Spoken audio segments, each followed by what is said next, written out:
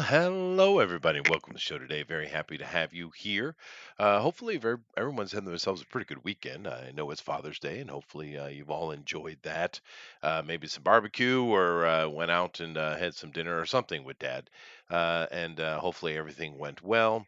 My weekend, of course, was very, very quiet, which is nice. I was busy on Saturday as usual, but I had yesterday off. And it was a nice quiet day. But however, it is a beautiful sunny morning here in Japan. I got myself a nice hot cup of coffee, and we're going to talk about the movies. And specifically, we're going to speak about the box office, which is slightly dismal. Nevertheless, I'm going to go over here and hit the like and share button. Hopefully, you guys do the same. Let everybody know we're on, and then we'll be able to get into it. But of course, I'm sure everyone here has noticed that it's not been a great box office year.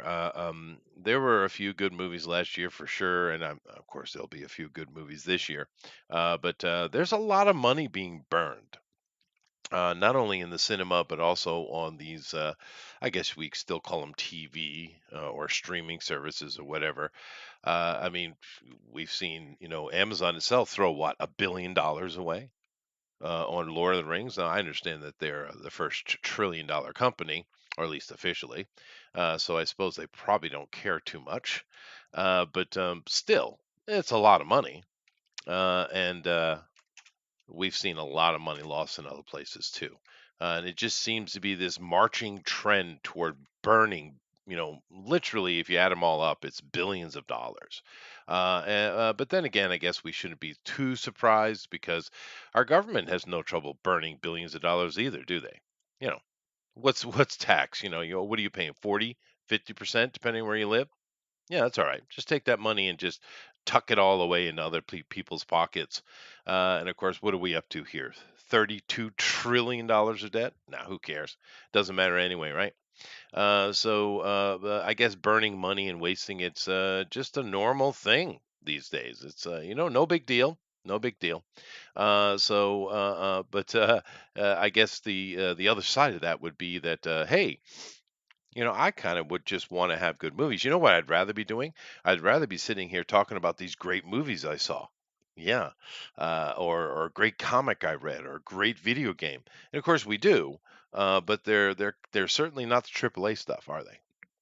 But nevertheless, happy Father's Day. Hey Roger, how you doing? I got a lady in here as well. And let me see what we're going to get into. I'll give it a couple minutes, see if anyone wants to jump in here with me. But we are going to be covering movies today, like I said, mainly box office stuff, and kind of looking at how things are shaping up. And a lot of things are not hitting, and a few things that probably should hit aren't hitting as well. So there seems to be a big slump. I know and I'm kind of curious, is it people are just kind of sick of Hollywood in general and just kind of afraid of going to the movies, or they just rather stay home? Although we've seen the streaming services are taking big hits too. They're losing millions of their subscribers. So that's reducing. So like, that's not necessarily the answer. Is it simply the inflation and the cost of things? Is that what's keeping people out of the cinema? I don't know. I imagine it's a little bit of everything, but clearly there's a problem. I'm not in the States, so I don't know. But then again, I haven't been to the movie theater myself in years. In years. Now, of course, during COVID, they kind of shut it down anyway. But in a way, Japan was shut down, but not shut down. It was weird. It's not like as bad as other places, but not as good as some. But even though you can go back now normally, but there's nothing in there I want to go see. The Nintendo movie came out. Is it even out in Japan? I guess it just came out in Japan. But of course, I was able to get it through other means. Am I being too nice? I guess maybe I am. But I don't know, dude. But I also want to be, try to be honest and take a look at it, though, Roger, because I'm sure there are many factors going in here, but Is there, it seems that there's an awakening going on in the West where people are starting to say, yeah, no, I'm not going to be wasting my money on this stuff. We've seen many of these boycotts, and to be fair, boycotts usually don't work very well, but we've seen a couple of them have some effect, although Anheuser-Busch keeps doubling down. They do not care, even though they're 30 plus billion dollars in the hole. They don't seem to care at all, because they won't apologize and they keep, supporting these things that are going to get them in trouble. Target and, of course, many other companies. Either Heckler and Koch, the gun company, got slapped there for a minute trying to do something like that. Now we've seen a lot of companies stop with their June advertisement that they normally do. So I guess there's been some effect there. But once again, I'm not in America. I'm over here, and we don't have those kind of problems. We basically have one little spot in Tokyo where all that kind of stuff goes on, and everyone's fine with it. You know, it's kind of like it used to be when I was young. Of course, you'd have little pockets here or there, but mainly everyone knew, if you were that type of aligned person, you go to San Francisco, right? And back in those days, San Francisco was actually pretty nice. Pretty city, had a good had was making money. It was pretty clean, somewhat safe. It wasn't bad at all. I actually went to San Francisco back when it would look pretty nice, but now look at it. It's an absolute train wreck. So, I mean, something radically has changed in that period. But I bet, there's a lot of things going on. There's a lot of pressure. There's a lot of cultural tension, culture war. Of course, we have this thing going over here in the Black Sea with the so-called war, and it's like the way you listen to Western media talk. It's like we're at war. Are we? I didn't know we declared war, but they act like they're actually at war.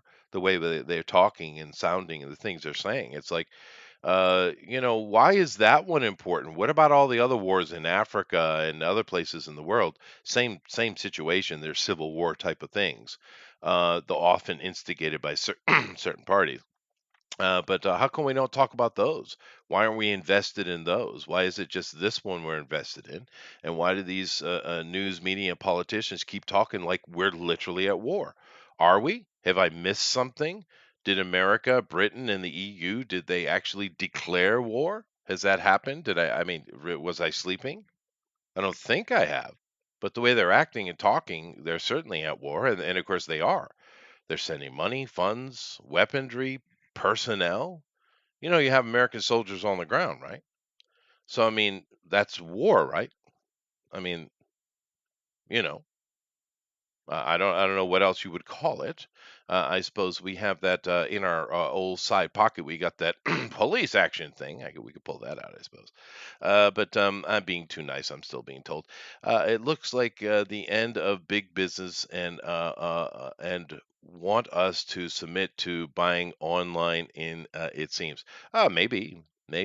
But honestly, if you want to solve these problems, what we need to do is go back to a more of a local existence, more community based, where, some things you have to get from outside, of course, but you should be trying to buy from local farmers, local, makers and various things like that. If we went back to a more local based economy, things would improve very, very quickly.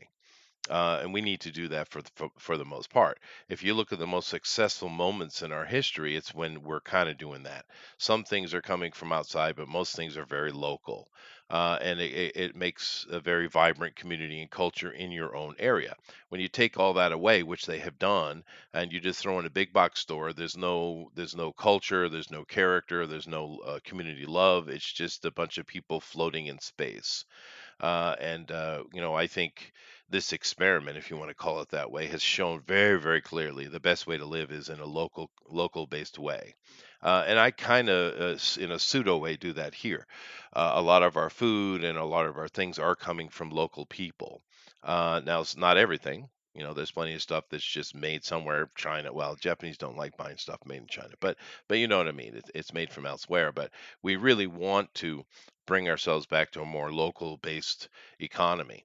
And this would you would see an incredible improvement. And it seems like a lot of people are getting that and starting to do it.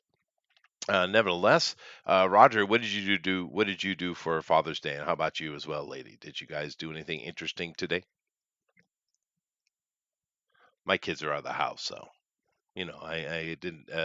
I'm not really big into the holiday stuff. When the kids were home, we did everything. Halloween, Easter, Christmas, birthdays, etc., etc. But when they're out of the house, I don't really care much about it. My wife doesn't seem to either, so we just kind of float along. Although I have my birthday coming up this week, I suppose I'll probably go get something to eat somewhere. Maybe my wife was asking me what I wanted, and I was like, I don't care, whatever you want. We'll see. She'll do something, I'm sure. My dog's birthday is today. He's 15, 2 years past his expiration date. Pretty good, I'd say. Although he doesn't do much now. He just kind of lies there. But he's like 180, so good on him, I guess. Not really. Just went to church and came home. Oh, okay. What kind of church you go to, lady? I haven't been to church since I was young. Of course, I was raised in a Northern Protestant church, or Northern Baptist, and they didn't like many things. The dog, like I said, he doesn't do much. He had a real bad patch there. I thought for sure he was done, but he pulled through it. We got some medicine. He pulled through it, and my wife is every day trying different things to get him to eat, and he'll eat something here or there. So you know, he's better than I do these days. But whatever, it's cool.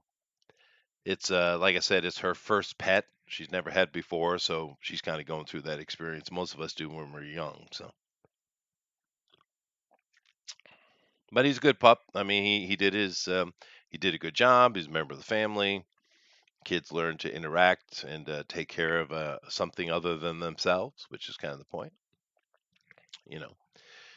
But like I said, today we are going to talk about movies, particularly box office stuff, and one of the things I think a lot of people seem to miss these days when we're looking at numbers, and of course, keep in mind the media lies constantly, whether it be for their own purposes or someone else's. But you have to keep in mind, what are your ticket prices over there now, right? Because when I was younger, I go to a matinee for 450, right? And I think the nighttime was like $7 or something like that. What are you paying now?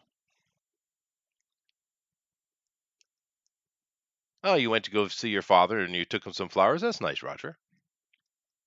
Went to church as well. Yeah, it is a Sunday. So, what kind of churches you guys go to?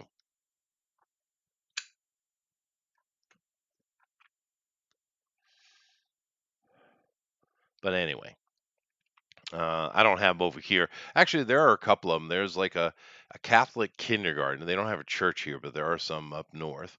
There are a couple of, I think they're Baptists. I don't know. I know there's Jehovah Witnesses. Those guys. I don't really care much for them. Their tactics I don't appreciate. Christian Methodist shows are 5 to 6.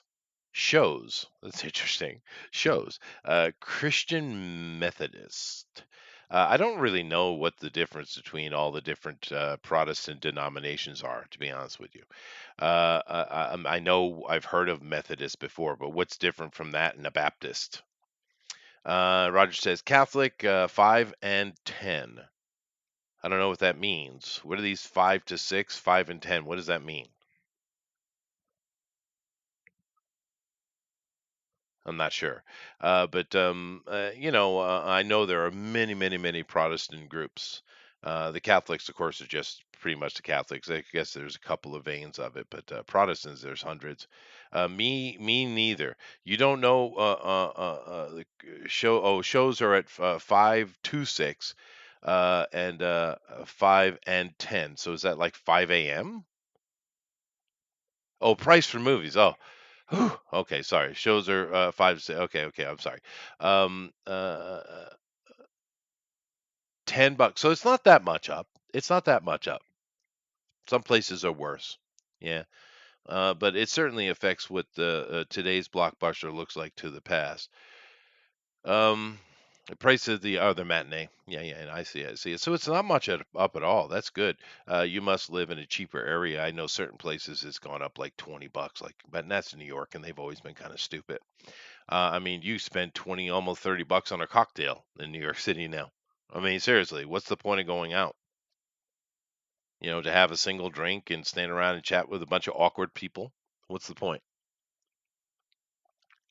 Oh well, I guess everyone's just making crazy killer money now. I mean, the pay must be up to 35, $40 an hour average, right? Right?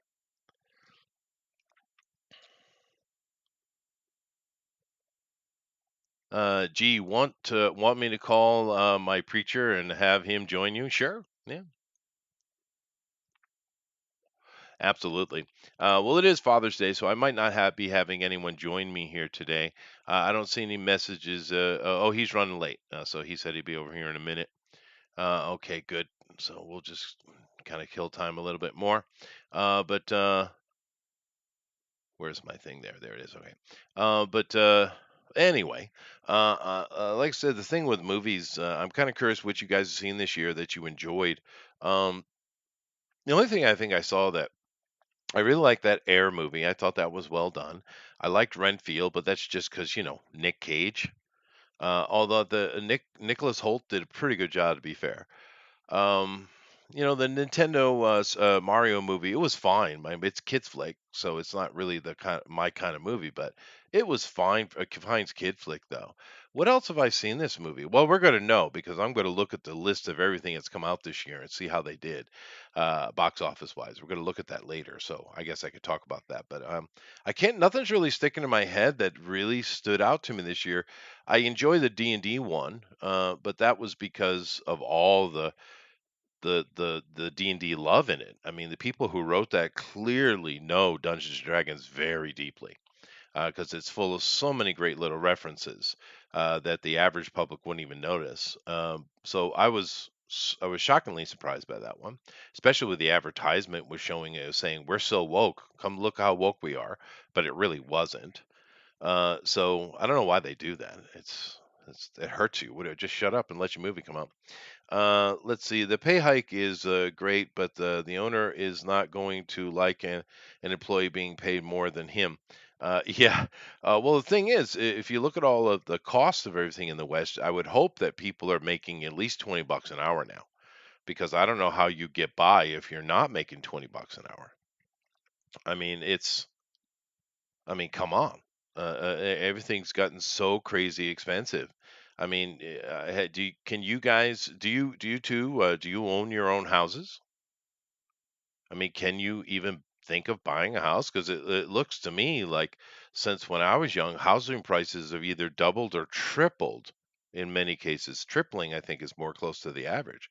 Triple. But I know pay hasn't increased that rate. So, I mean, how is anyone buying a house? I mean, I guess you're not supposed to, I suppose. We are and still not getting by. Yeah, no, it's tough, dude. I mean, that's a big difference for me when I was living. This is going to sound horrible, but the smartest financial move I ever made was getting out of the States. I know it sounds bad, but the simple fact of the matter is, where I've lived in several places, and all of them had better money opportunities than America did. And here, where I live now, I mean, money spends like it should. The amount of money everyone makes is what they should be making. It's literally a middle class country. It's not hard to survive, dude. I can still go if I wanted to. I can still go buy a house for $150,000 over here. You can go buy a $10,000 car here still. I know that's impossible in the West unless you go used, but here in Japan, you can live normal. And I've been other places that was the same, but in America, you can never seem to get ahead of it ever. So, sorry, but it is the truth. Um, Dave says, I never make close to $20 an hour. Wow, dude. Wow. Um, I do not. My partners left me my home. Oh, I see. Or my parents, I think is it parents left me a home. Well, that's handy. Uh, Dave says we're not, and then gets scolded by the boomers. Well, I'm a boomer. Well, my mom's a boomer. My dad's a boomer. They keep calling me a boomer. That's true. And rich people. What are rich people scolding you about, Dave? Curious. Because I feel you, man. I mean, like I said, when I was in the States, it was always hard to get ahead of it. But living outside the states, it's not hard at all. So I don't know, dude.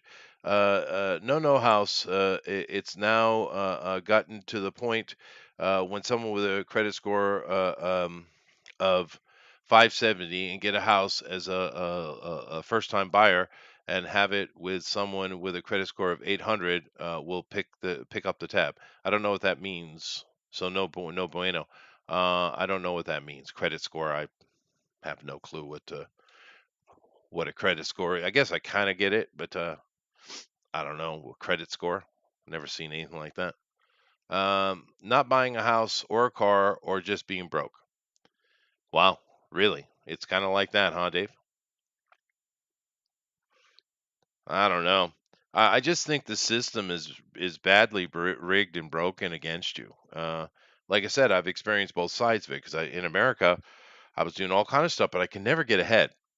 And I was young and stupid at that time, so that's part of it. But out when I left America traveling, and I just never went back because I was traveling. I never had this problem. I was always able to get what I needed and still have money in my pocket. Where living in the States, even if I was making like when I was gigging with my saxophone, I mean there was certain things I was doing. I get like $1,000 a set, dude. $1,000 a set. That's not bad money, especially back in the 80s, early 90s. But yet I still couldn't get ahead of anything. It was you go to this next level and say, okay, things will be better, but it isn't.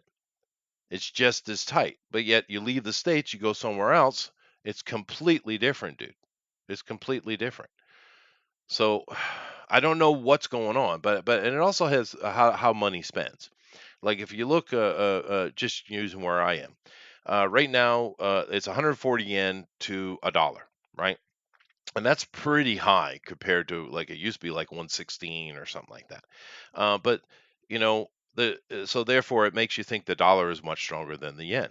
But the reality is the Japanese kind of pump that up just like everybody else does because the true value of the yen is about 70 yen to a dollar. That's the true value, right? And the thing is, even though in the open market it doesn't work like that, and they're pulling in dollars, and therefore, because this is an export country, they're making money. Here in Japan, it spends like that. So what is that? 30% higher spending value of our money than what you have, right?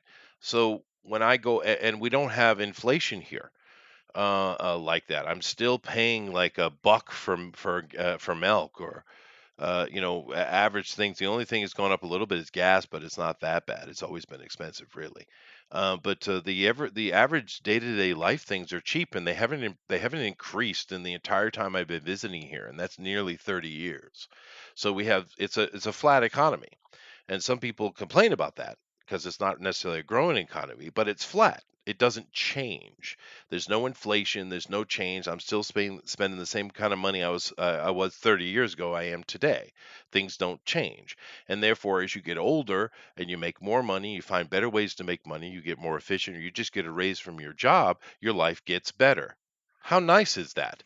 And the reason you can't get ahead in America is because even though you're getting older and you're making more money, you're doing better, everything around you just keeps inflating and you're getting more and more expensive and you can never get ahead of it. And That that's the is correct. problem. Well, I mean, it's straight up, right? Yeah, I mean everything. I was listening. I was actually picking up some stuff, but I was on the way and I was listening to what you were saying, and yeah, that is true. And most people in the U.S. are not making $20 an hour. And it's Now, crazy. depending on where you live, that doesn't hurt as bad. But like you don't want to be like in New York, L.A., and Chicago, places like that, and you're bringing home $50,000 a year because you're practically homeless. And then I believe in San Francisco, if you bring in less than $14,000 a year, you're poor. That's their poverty line. So Yeah, no, it's kind of crazy. Yeah. it's Uh, it's pretty bad. Like for example, okay, like I collect action figures, mm, and the Mafex Storm had came out, and I ordered the Mafex Storm from Japan directly, and even with the almost $20 in shipping to ship it from Osaka to where I live, yeah, I still saved $18 compared to if I'd have bought it from a store or a site in the states. custom taxes, yeah. Yeah, so I mean that the pay the amount was significant. So I'm like, well, shit. Well, and they got to make their That's profit too, right? yeah. And that's where I got those newspapers I was telling you about from that. I'll get you better pictures of. I've It been looked buzzing around it all week. looked like the format and what little I could see at the top. It looked like the Asahi Shimbun, which is the main Wow. Tokyo newspaper in Japan. That's what it looked like, but I can't confirm that until I see the. I have to see the top border all the way across. But it Okay. looked like the Asahi Shimbun, and that's like I said, it's the standard newspaper here in Japan. Wow. Everyone gets it, so yeah. But yeah, no, it's really really crazy. I mean, Yeah. uh, and that's the reason why you just because everything just gets more expensive, but your money doesn't go up. Whereas, like I said, nothing has changed in the 30 years I've been here. Everything is the Yeah. same price, dude. Like my first job, I was 17 and I was making about 7.25 an hour. Yeah, when I was a kid, sure, And that's what I was. Yeah, when you're when you're that age, you think you're doing something. Cuz sure. but like a lot of places have not really gone up with it, and because of inflation and outsourcing, it's like you get stuck with, okay, I can either be underpaid or I can have nothing. Mm. And most people will take being underpaid. Yeah, well, of course, if you have to do is better than nothing. But I mean, it's a Yeah. real scam that's going on in many of these countries, and it's you have to change it because I know you guys think I'm like super rich and stuff, but I'm not, right? I have some side No. income things I make, but basically I make $50 an hour. That's what I make, Nice. right? And sure, that's good, but does that mean I'm rich? $50 an hour? Well, How many lawyers make $100 an hour? $400 an hour? uh, well, compared to the that most people here, if they make $15, they think they're doing all right. Yeah. Yeah, that's that's pretty big.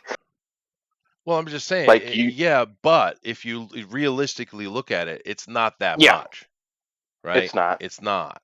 And and of course, like I said, I do have some side monies I do with translation, and I have a few properties that I rent and things like that. But it's not, it's not equal to that. And of course, my wife has a good job too. Where we both work, right? It's not like she Yeah, sits at home and does nothing. We both work. And I'm happy to because I can make I can pull that salary out of my business, but I also can employ three other people, right? Three and a yeah. half, really, if you kind of consider the part-time worker. But so just call it four. But I mean, so awesome. I can pull a pretty good salary, and I can pay other people, and I pay them well too. They make 30 plus thousand dollars a year. Now, over in America, maybe that's not enough, but here in Japan, if you make 30, 40 grand a year, you're the average. Well, you see, like I said, it depends on where you live. Like if you lived in the Midwest and some of the southern states, $50,000 will get you a lot.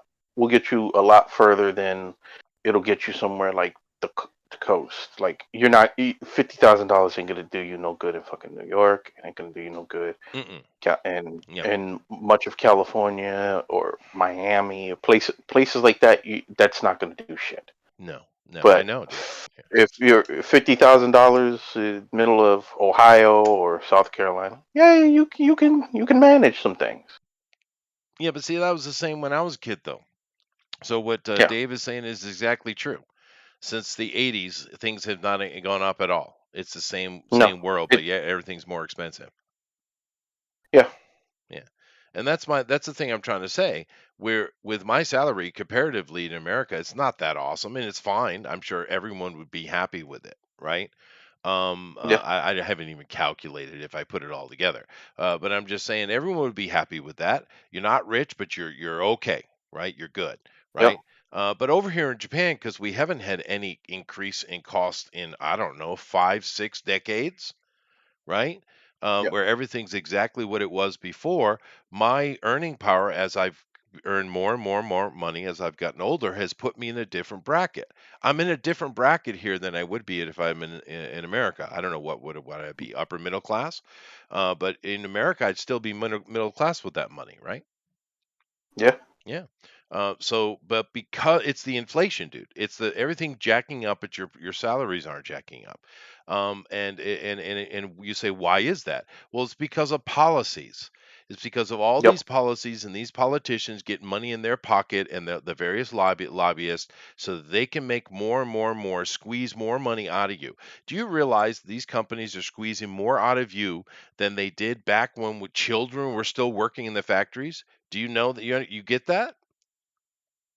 yeah, They're in the money more than they've ever been, and that's back when we're talking about railroad tycoons and all these big tycoons and how upset and angry the general population was at those people. Today, it's they literally say, "Hold my beer," right?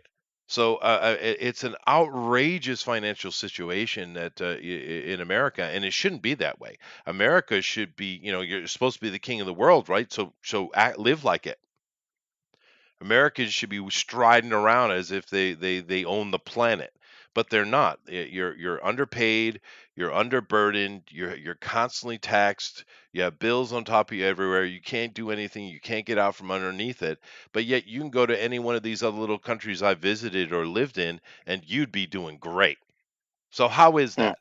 How is that? These are supposed to be what second world countries or up and coming countries or what have you, but you live a way better life in Thailand or here in Japan or Korea or in some of the Baltics. Go to Hungary, go to Poland, right?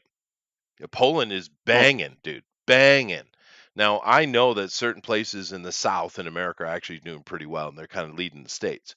But I'm just saying it's so outrageous the how it is, and you don't know this. You know it, but you don't know it because you're under it, right? And I'm telling yeah, you, when I left the states is when I actually started making money because I could actually spend my money. It had value. It never had any value in America. mm.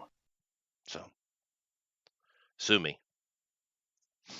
Hey, Thundero. Can't. It would cost more to sue you than what I'd actually get in the winnings. Probably true. Yes. And I just put everything in my wife's name, and you'd be shit out of luck. Yeah, Mhm. How is the bugbear today? I'm good. Your mic's super low, by the way. That better? That is better. I'm doing well. It's a beautiful day, dude. I was just sitting here waiting for you guys. I want to talk about movies, but I'm sure it's Dave's fault. But we you got to do a financial conversation, and it's like, nah, it really sucks, man. I mean, because it shouldn't be that way. Americans should be able to, like we could, in the past, you go out, work hard, save your money, buy a house, go, get an RV for your retirement, go vacation in Europe for a summer or whatever. We used to be Americans used to be able to live that way. I mean, you can't just Hmm. throw money away, but you used to be able to work towards something. And now it sounds like you can't do anything at all.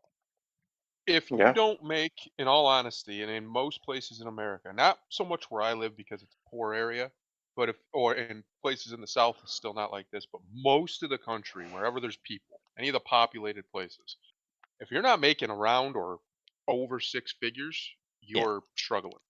And that's insane. That's actually insane. And that's with two people. two people in the household if you're married or whatever. Um, there's no excuse for it, and the only reason it's like that is what you said when I came in here. It's policy. It's intentional. They're Yeah. doing this on purpose. We are the richest country in the world in everything except personal wealth, meaning the people are in a bad state. They There's are. no reason why the average person or almost average person in America cannot afford a $400 emergency. Now, part of that's their fault, fair enough, but it wouldn't be as big of a deal if we had reciprocity in our wages like we're supposed to have.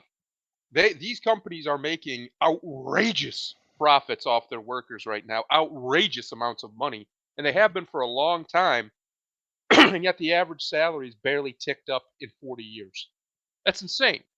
The workers' productivity has gone up almost 900% in the last 50 Oh yeah. years, thanks to computers and things. Oh yeah. And wages haven't gone up anywhere near that. Not Not even even close. they've barely gone up at all. So that sort of stuff is intentional, and it's because we don't have a government for the people and by the people anymore. We haven't for a very long time, but now they just don't hide it. Hmm. It's an oligarchy, and if you're at the top, if you're the corporations, the big dogs, you get to eat, and everybody else gets scraps. And I think that's one of the reasons why you're seeing a lot more populism, a lot more people Yeah. being anti-elitist. Because for a long time, America, while the Americans, the individual people, weren't very elitist, the country was for a very long time, pretty much since inception. I mean, we have our founders are literal gods, effectively, or at least they used to be revered like gods, which is a form of elitism.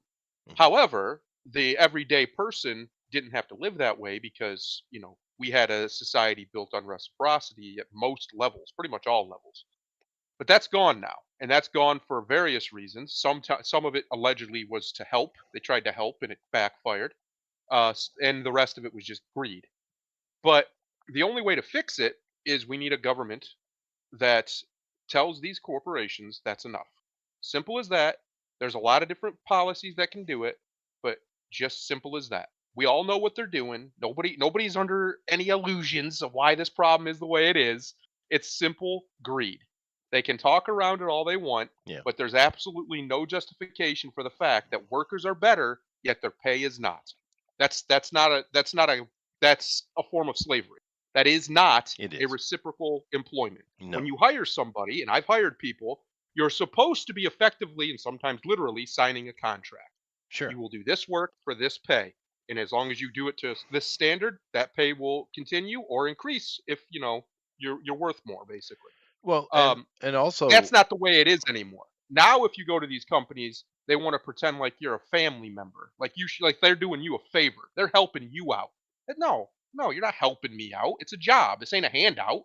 But they pretend like, because a lot of them only have jobs because of handouts. Let's be honest. But they pretend like whenever they hire you, it's not a contract. It's not an exchange of services here. You're getting my time and my skills for your money and your whatever else, your benefits or whatever else you're off bringing to the table. mhm, They don't act like that anymore until you get to the very top level of industries. If you're a very, very good plumber, that's how people act. If you're just an average plumber working for somebody else, that's not how they act. But that shouldn't be the way. It should be the way all the way down the chain. sure. Um, and it's not because of what you said, policy. The government doesn't make it as such. No. Because we had one, I would say probably the best Republican president was Theodore Roosevelt, old teddy bear. And he understood this. He had no problem with putting the heel to the big wigs if need be, if they wouldn't play fair, because they have all the advantage. I have no problem with them making money. Make all the money you want, but your workers need to be taken care of. Yeah. That's one of the few things with the actual left I agree with is the way the corporates treat the workers is repugnant. There's no Right. excuse for it. None. And it's because those companies get to a point that they're out of touch because they get too big, Yeah. right? Yeah. I have employees, and the way I look at it is that they are my responsibility, Yeah. right? I need to make sure that they can live a happy life. It's important that I do that. That's the responsibility of it. And once you get too big, though, that's gone because all of a sudden now the accountants come in and are doing all the work. Now they're and numbers. it's just numbers. But it is a problem, and I don't know how you fix it. I mean, like I said, I know how you fix it. You have to go back to a local based economy. Yes. Good luck, because Well, that's where the policy comes in, right? So the federal government decided they know how to manage the economy better. Not individual companies like workers' rights or whatever you want to call it. No, no, they decided that the entire economy needs managed, and that's silliness. You of can't do course that. that's true. It's a wildfire. There's no way to manage it. Yeah, So they came in and they decided things like, I know a lot of this is where me and lefties would disagree. They think the minimum wage is a great idea. It's a terrible idea because now a lot of people do have jobs who do not deserve to have those jobs, and they have to be paid whatever. Go to a McDonald's, go to any freaking McDonald's in America and tell me that person deserves $10, $15 an hour. There ain't yeah, no damn way you're out here. I pull up to, even though I just go through the drive-thru, I pull up to the window and they just hand me my food. They don't even say anything. Not, hey, have a nice day. Hey, not even a fuck off. Just hand me my food. Don't even look at me. No, what is that? That's yeah. not No, customer yeah. service. You What are you never see doing? that here. Well, no, and of course, it's minimum wage is part of the stupidity of the left. Yeah. But Because really, the only way to make it work is just pure free market, right? Yep. And that's Open the market why. up. Well, no, then that's why Japan hasn't had inflation in decades, right? Yep. Because it is an actual free market and it's a local based economy, right? Right. I mean, so much of our food and things like that come from local. They don't come from some place 1,000, 3,000 miles away. They come from right here. If you Yep. want to go get something fixed or done, it's done right here. And this is with mighty Japan and the absolute monster of manufacturing it is, right? Yep. But yet that's how they live because they know that's how you should live. And of course, how well your local area is doing is completely equated to the intelligence of your politicians, right? Right. And the simple fact of the matter is, I'm living in Asia, which has a much higher IQ on average than elsewhere, and therefore they know they want their money, but they know it's a slow, long game. They get it, Well, they right? also have. I mean, you're a massive outlier in Japan. I Most am, of yeah. Japan and most of Asia is very, very, very Oriental, very Asian, That's as true. we call it, because Oriental is for some reason a bad word now. Well, no, these Um, are Orientals. Asian is a big area I with know many demographic. exactly. Indians are Asian, Middle Easterners are Asian, Russians are Asian. I don't know, but for some reason, only the Southeast Asians get that moniker over here. It's very weird. I know it's weird. But Yeah, no, anyway, the almond-eyed, yellow skin are the Orientals. yes. And that's pretty much all of that region, right? There's very little variance, especially in Japan. I think it's like 98% Japanese, something like that. Oh no, and Um, over 99%. yeah, it's crazy. So that's one of the other reasons too. These people are family. They're Homogenous, yeah. just yeah, it's very homogenized. America's always had a problem with homogeneity It's because of true. what it is. Yeah. But now we've made it see in our so-called crusade for equality, all we've done is cut the legs out of from under everybody. We made everybody equal, but we're all in the dirt. That's not equal. That's Well, not what that's we not wanted. equality, it's equity. Yes. But my point is the solution is we need a system, a government in place whose job is to rein in institutional power, and Yeah. then it's the people's job to make sure the government doesn't misuse that. And Yep. corporations are effectively, if you think about it, a wing or a branch of the government. The only reason the ones that exist in America exist at all is through the permission of the state.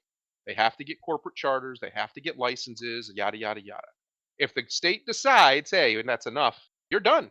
You can sue them and try and fight it, but if they put the sign on your door, trust me, I've been in a business that it's happened. You're done. You shut down. You don't do business anymore, or you will go to jail, or get heavily fined at the very least. Yeah, it's So ridiculous. we need a government like we had in the mid 1800s, early to mid Hmm. 1800s, that understood that a corporation there's nothing wrong with a corporation making some money and doing business, but it has to be in service to the people. It has to be in service to the nation. And if it Yeah. is not, then it is a parasite. And we don't tolerate parasites. We must excise them as soon as possible. There Right. are there are many stories you can look up of state governments and even I think the federal government too, but mostly the state government just shutting companies down around that time. They just shut them down. You're done because they weren't fit for purpose. Yeah. They had to prove why they should be allowed to be in business. They Well, had to literally prove it to the government why they should be allowed a corporate charter. yeah, that's true. I think that's fine. And that was a good idea. But you have to understand how we got there, because the past 100 years has really been the problem. But what Yep. happened was, in 1870s there was the first Great Depression. I know no one knows anything about it, because all anyone ever talks about is the 1930 Depression. But the first Great Depression in America was in the 1870s, and that shocked all those bigwigs and those rail barons and all those guys so much that they kept pushing to make sure that they could protect their bottom line no matter what. And then Right. by what was it, 1911, was it? Yep. They came in, they finally got their druthers. So, Yep. and Well, and you've been 1913 under they it got ever it since. ratified. Well, yeah, but you know what I 1913 mean. is when they got it ratified. But it was Uh, it was around 1911 when they really started yeah, to make their push. but it came out Um, of that 1870s depression. yep. Well, it also came out of guys like Teddy Roosevelt in that movement, a very populist movement, saying that's enough. Like we've had enough of your nonsense, the robber barons and all that. Uh, and they just didn't like that. Like they No, and they obviously pushed don't. They back. don't. Yeah, They don't. I mean, who was it? Was it Rockefeller? Yeah, Rockefeller's famous line is "Competition is a sin." He considered it a sin to yeah, compete with him. He yeah, hated it. yeah. You hated it. So Yeah. they did everything they could to lock the market Well, down. they And the did result shoot of that, Teddy. yeah, of course. Of course, they hit his speech, and good thing he's long-winded. He just kept going, didn't he? He didn't Well, no, care. because the bullet didn't go through his speech. It was so thick.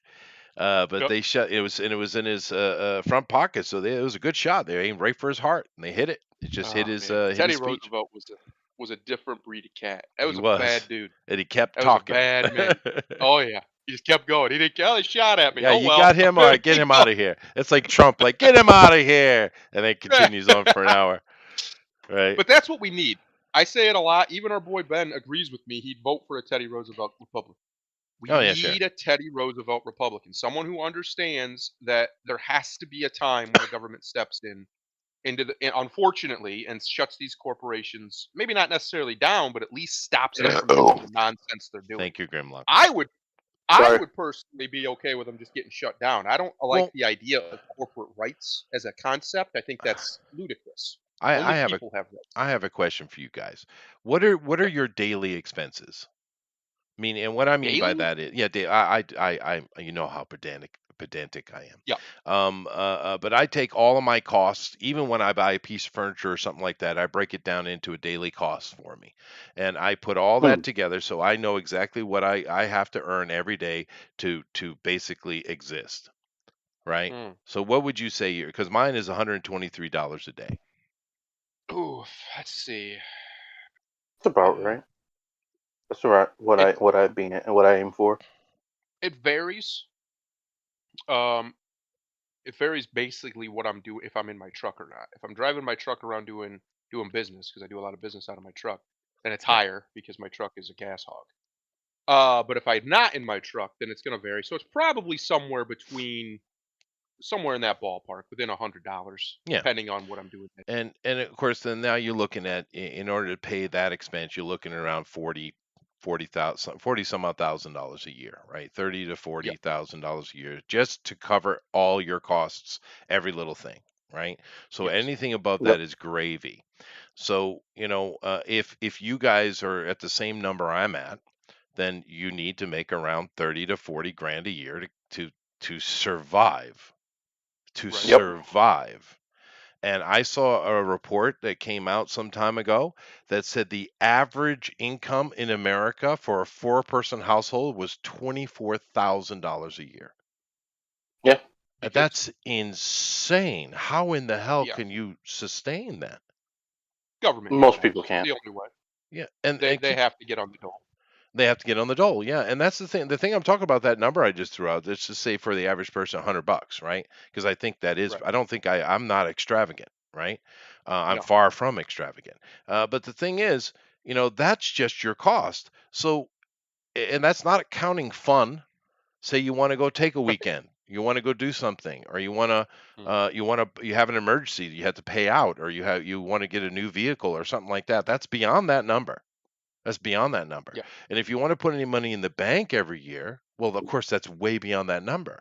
So it's like, and I think the average person in the West it's around that number, 90 to $100. I bet you is pretty standard for everybody. And Yeah. it, Jesus, dude.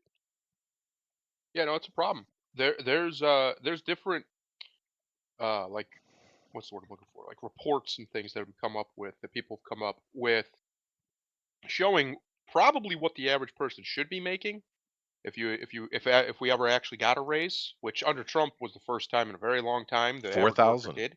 Yeah. Yeah. Yeah. But if we ever actually got one that like we should have for the last 40 or so years, the average worker would be making a lot more money. And I don't necessarily think that's the solution. The solution is to get costs down, is to get the inflation Yeah. That's under the best control. way to do it. Yeah. Because inflation is always, always, always, always the first tax. It is the worst tax and the first tax. And the reason it's the worst is because there's no real way to get around it. There's no way there's no, like a lot of ways to get around taxes in this country is things like you can get an asset, whatever it is, a big asset that's worth a lot of money, and then take a loan on that asset, and you don't have to pay any taxes on that loan. Mhm. So now you have whatever that money is yours to do with whatever you want, and you don't have to pay any taxes on it. You just have to pay the loan back. Right. That's one way. That's a way. That's how. Spoiler. That's how rich people get away with no income tax. That's how they do it. Yeah. They have some asset, and they just take a loan out on the asset, and then at the end of the year, they pay the loan Right. off. All their money goes to paying the loan off, and then they don't have any Right. income because all their money went to that. Yeah, but you Um, see the mistake that they've made with that because this is why Yep. ECG has so much power because these Yep. businesses don't work off a operating budget. They work on everything Correct. they do is off a loan, and they can't get the Yep. loan unless they have that ESG score up, right? Yep. Minimum 65, I think it is. It's a scam. We It we is a don't have. scam. See, here's the problem. You said it earlier, Chester. You said free market. I wouldn't even use that term. I would just use capitalist. I think Japan is a capitalist country. Oh, America they have is a financialist perfected country. it to Everything's financed the most beautiful in America. pedantic nature. It's impressive. Yes. I mean, literally, the Everything in Japanese can America. sell ice to Eskimos, literally. Yes. Everything in America is financed. It's through the financial Yeah, department. it's It's a mistake. financed years, here, there. Yeah, it's usury, and no country can survive it ever.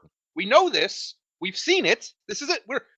Americans have this idea for some reason that we're some kind of special little snowflake throughout history. Now there are aspects of our country that are relatively unique, but overall, the overall forces of reality, we are not outside of.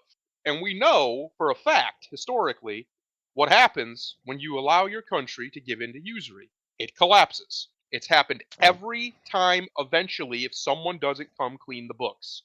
And no one seems to want to clean the books. Everyone just wants to spend Yeah. into oblivion. But you And I'm can't like, do it. all right, well, if I can't stop you, then I want some of that money.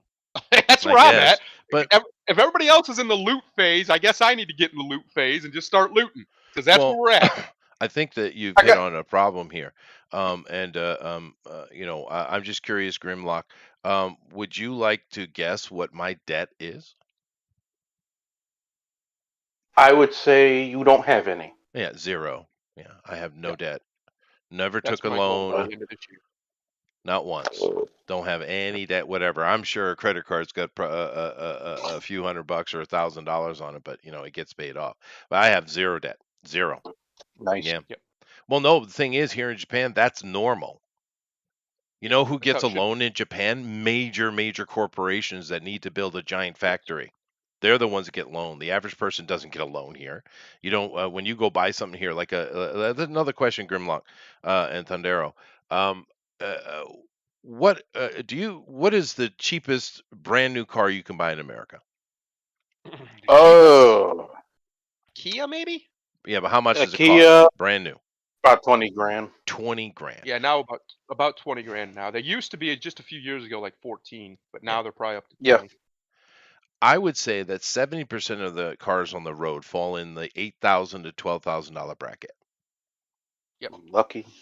I'm just telling you that here in Japan, and they're Japanese-made cars, which means they're going to run really, really well because Japanese government has a very high, requirement Standard. for a vehicle standards. But also, you know that you could take it back to your dealer, and they're gonna treat you great. You're gonna get good service and going to fix any problem you have, right? And the average person here in Japan, with the vast majority of people here in Japan, is spending about 10 grand for a new car. Now, I'm an idiot. I went and spent a lot of money on a new car, but that's because I'm addicted. But nevertheless, but I'm just saying, I mean, now how is that? You live in America. Japanese are making killer money off Americans, right? But yet they don't Oh yeah. somehow they don't Yep. they've tried a few times to put these cheap cars in, but no one buys them, you know? And it's Um, like, how is that? How is it that you got to spend $20,000 for the let's see. cheapest ass piece of shit car you can get? How is that, dude? Let's see. A That's a lot good of it's question. government fuckery, Yep. as you pointed out Yeah. before. That you have these corporations, these companies in bed with the local governments. They take advantage of the average person not knowing, not understanding the market, not understanding the cost of production and the cost of ownership when it comes to these cars. I was going to ask you, does the Japanese government emotionally manipulate the people to the extent that the American government does? Oh no, the Japanese Because government a lot shuts of their that, a damn lot of mouth. because a lot of what the American government gets away with is due to emotional Oh yeah, no, manipulation. I see it from a distance, and of course I lived it. No, the Japanese government's policy is very, very simple. Shut up and let's hope they don't know we're here. Yep. I mean, that's their Yeah, plan. which Be super quiet. Let's make your money As quietly the and don't government don't should be. disturb it. Don't make any waves. I like that. Yeah. Um, so I looked it up. I just looked it up. A 2022, obviously we're in 23, so this is a year and a half old. Um, was the cheapest Kia you could buy was $16,450, and that was Wow. 2 years ago. And it's a piece of And shit that, Korean car. yeah, it's a nothing. It's a, I mean, it's just it'll run, it'll get you from point A to point B, but that's about it. Um, yeah, no, it's a serious problem, and the problem is exacerbated by people who think that the problem is they just don't make enough money. Right? That's the problem. I just need to make more money. Well, then everybody needs to make more money, and the problem's just going to get worse. Yeah. The problem is a twofold one. We have an incompetent, corrupt government, and we have a greedy, evil corporate class who have absolutely no concern for the commons, the people of America. They don't care about America at all. They see America as nothing but a big piggy bank they can come crack open and extract wealth from at any time. Oh yeah, we've And the seen only that. way to fix these problems is to have a government that is less corruptible, because there's no such thing as incorruptible, but less corruptible, and enforces on these corporations a sense of national duty. Or Now, just one of the profit reasons base would be nice. why the Japanese companies don't take advantage of the Japanese is because they know they won't get away with it. No, The Japanese people won't tolerate it. The no. American people are largely to blame for this. We tolerate it. We allow these politicians to whisper this sweet honey into our ears about things will be cheaper, things will be better. We're going to get you more money, and nobody ever wants to listen to the smart economists in the room who are like, if you get more money, you're going to earn less in the end because of inflation. Nobody Mm. wants to hear that. They just see more money, more money, more money. That's what they want to hear. Yeah. So they fall for it because they're stupid and they don't want to listen. It's one of the reasons why I don't think there's a solution. I know what the solution is, but it'll never happen. And the reason it'll never happen, as long as we have full franchise, near universal democracy, or franchise for everybody, is the people, as I think it was Hamilton or Madison said, as soon as the people realize they can vote themselves wealth right from the treasury, it's over. Basically, I'm paraphrasing, but that's basically what he said. That's Yeah. when it falls apart, and that's where we're at. We're in the looting phase. People have decided it's easier to just vote for more money for me, than to worry about the future. Doesn't matter if the roads are falling apart, the bridges are falling apart, the schools all are falling apart and suck. Doesn't matter if you can't get good customer service at any level of the government. Period. Ever. Doesn't Mhm. matter. Doesn't matter if the government's horrifically corrupt, if the cops are corrupt, if the federal agencies are all corrupt, if all of the police forces at every level, even the federal, are corrupt, or the executive. It doesn't matter as long as I get what I want. Yeah. That's where we're at in America. Mm. Extreme selfishness and no national pride. And national pride does not mean pride in your country. National pride means pride in your people, In in your your culture. neighbors, Yeah. in your Yeah. culture, in your society. You're supposed to take care of each other. You're supposed to look out and have a common cause. That's what commons means. A common cause. Yeah. That's why back in the day, companies were required to build libraries and do these things and put money into funds to pay for such Yeah. things. Now they're supposed to give that to the government, and the government handles it. Yeah, they handle it Which all they right. don't handle shit. No, Yeah, it no. should be a private fund that they are required to put X amount into, depending on, you can figure out the numbers, look at the numbers, make it make sense. It's not that hard. That they have to put into, not that they get an option in, to ensure that certain things are maintained in the commons. And one of those should be, it could be as simple as, the roads and this and that. We don't need taxes to solve these problems. It needs not taxes on the people, because there's no accountability for that.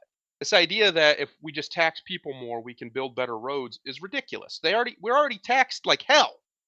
When you Oh, break it down, we're it's taxed. ridiculous. Yeah, it's It's like the ridiculous. highest in the world when you break down every level and how many different ways our money, individual dollar, is taxed. I think one person broke it down. Every dollar is actually taxed at $1.25 worth or something like that. So you don't make any money once you factor that in.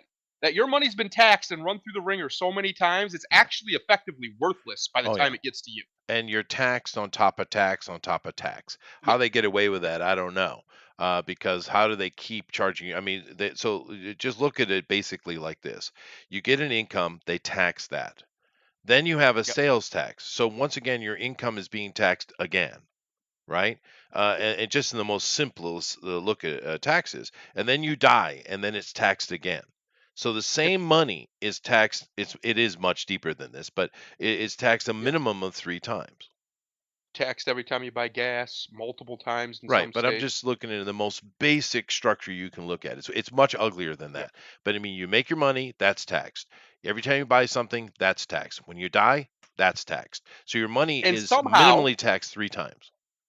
they're broke. The U.S. government's broke. They Yeah. keep increasing the debt limit. That means you're broke. Yeah. You're charging the credit card because you don't have the money to pay cash. You're broke. You're not making. It's not an option. You're not. Yeah. Well, I'm just going to put it on the credit card. I'll pay it off later for this reason. It's not that. No. It's not a decision you made. You don't have a decision. You have to keep putting it on the card because you're broke. Yeah. They don't generate enough revenue. Would you like to guess what the average Japanese puts in the bank a year? I have no idea. I'm sure way more than Americans. $12,000. Yeah, there's no reason that shouldn't be Americans. No. There's actually a guy out there, I'm not going to say his name, but there's actually a guy out there who's come up with a system that would effectively start fixing this problem. Because the problem is, and we saw this during COVID especially, we have had in the last 100 years, let's keep it simple, 50 years, we've had a massive transfer of wealth, not money, wealth, from the middle and lower middle class to the top class, way past the upper middle class, the top class. They have it all. They own everything now. There's a way to fix that without having to actually seize anybody's assets. And unfortunately, the only way to do it is productive people, meaning people who aren't on the dole, would have to be given some form of a stipend that they can use for whatever they want. Now, Bush wanted to do something similar with making it so younger people didn't have to pay into Social Security so they could take that money and then put it wherever they wanted. Similar idea. The idea is the same. The functionaries are different. Basically, there's no good reason why, in my opinion, we have these massive credit agencies that are based out of America. Visa, MasterCard, all these companies. There's no good reason why one of those should not be nationalized, should not become effectively the financial version of the post office. And their only purpose is, you want a safety net? Here's your safety net. That's their purpose. It would Right. be a loan that you are given from the Treasury Department through them. They're just going to distribute it. That's their only job. And they would then, into the productive people, they would have this money. It could be, I think he had figured it out that for most people, It'd be about what you just said, about $1,000 a month, 12,000 a year, Yep. which makes a perfect sense. That Yep. seems like the right number. Yep. And they that used to do money, that in then you America can use before. it. Yep, that money you then use. It's basically a loan. It's on credit, basically like a credit loan, that or similar to a tax credit, basically. That money you then can use for whatever you want. You can spend it on whatever you want. Most of the people that are going to end up with this money, because they're the productive people, are going to get themselves out of debt. And we know this because when the government did give a bunch of people money in 2020 and 2021, that's what people did. They got Yeah. themselves out of debt. The average debt in the country dropped dramatically in those years because people had extra money to pay their debt off. Sure. So that is what would happen. You would end the reliance on the private financial sector, which has become a complete. The reason why people can't do that, Chester, is the private financial sector is such a fucking parasite. Yeah. You can't get a credit card in this country under 15% unless you Nah. have literally perfect credit and making probably close to 6 figures a year. You're not doing it. The best I've seen that my wife got a couple years ago was around 15%. It's really hard to get lower than that now. And that's not Wow. okay. That's wrong. My credit There's card nothing. is There's like no 3 something. exactly. First of all, there's no reason there should be any. Let's be honest. It's bullshit. Well, they got to But make their money. well, they can make their money other ways. They don't have to charge you interest. That's the scam of it. But even if you're gonna allow interest, there's no reason 15% at all should be the number. No, It it's should be just- under 10 minimum. That's insane. That's like a new person with no credit rating. And listen, that's everybody, bro. Listen to me. Most people, when they're on credit cards right now, it's over 20. I'm pretty sure the average credit card in the country is over 20% interest. That is insanity. That is free money they get for doing nothing. Nothing. Yeah, no, that's pretty They bad. gave you some money. I know Yeah. most of the time I don't pay any interest because that interest only kicks in, a month beyond the month. So 60 Yes. days beyond the expenditure, interest begins. So, and I very rarely have it kick in because I pay everything off monthly. If you did so- that, if you nationalized, let's say MasterCard, just pick one. It doesn't really matter. Let's say that. They were nationalized and now they are basically, like I said, the post office, a pseudo nationalized company. You could end almost entirely and eventually entirely the 30-year mortgage. The only reason the 30-year mortgage exists is so they can extract wealth out of you over those 30 years. Sure. Most people, if they pay their mortgage the way you're supposed to over that 30 years, you pay your minimum every month, you're going to pay at least double for your house, at least. I've never had a mortgage. I don't know. Yeah. My point is that whole situation is unnecessary. There's You absolutely can stop no rubbing it in anytime you want, Chester. There's absolutely no good reason for us as a country I to couldn't allow that resist. level of usury on the most basic of purchase that everybody should be able to get one day. Yeah. A home if they want to. A home if they want to. Yeah. There's no reason. There's no excuse for it. There's no good argument for it other than, well, they got to make their money. They'll make their money. I promise they'll make their money. Yeah. I would be okay with, since they're already backed by the government anyway, backed by the FDIC, and which is effectively the Treasury, I'd be okay with the Treasury issuing them directly. Yeah. Direct mortgages straight from the Treasury. You pay it back in 15 years or whatever, and there you go. Yeah. I don't see any good reason why that's a bad idea. What's the downside there? 15-year mortgage? That sounds awesome to me. Yeah. Especially if you don't have interest on it, because one of the reasons why the payments are so high is the interest is so damn high. That's why. There's no secret. If you lower that interest rate way down, the payment goes way down. Wow, look at that, Dave. Look at that APR. Holy shit. But Grimlock, I know I'm being facetious, but the simple fact of the matter is that I'm normal in Japan, though. Yeah. That's normal. I mean, how do you think Grandma and Grandpa had the RV or the boat and retired and went, riding around America or sailing around America, going the loop or doing the IAW, whatever they call it? I mean, how do you think Grandma and Grandpa did that? Because they were able to put a bunch of money every month in the bank, dude. Yeah. And no one's doing that now. I'm listening to and watching this stuff, and no one has any money to do anything. And it's like, wow, dude, Yeah. it's really gone And- sideways. It's like Thundara was saying, with the high interest rates being what they are, because most people, because their finances are so tight, They pay the minimum. So just imagine on top of this, because you're not, in Japan, you're not dealing with this. No. So let's say you get a loan for like 10 grand, and for those first 2 years, you're paying nothing but interest because you're just making the minimum, whatever the minimum payment is. If you're making just that, all that's interest. Yeah. No, I understand how they do it because I used to live in it. But I'm just saying here, Yeah, I don't know anyone that has a loan. Anybody. yeah, And the banks here in Japan don't even function like that. They're not advertising for loans. I've never seen an advertisement for get a loan ever. Yep. Right? Because that's not how they function. They function like banks used to function. They take your money and they invest it, right, in blue chips Right. and stuff like that. That's how. But and then of course the government covers a certain amount of protection in that. So the government is involved. But the banks here Yep. don't subside themselves off of loans. They just don't do it. It doesn't exist. It's not even how they Right. functions.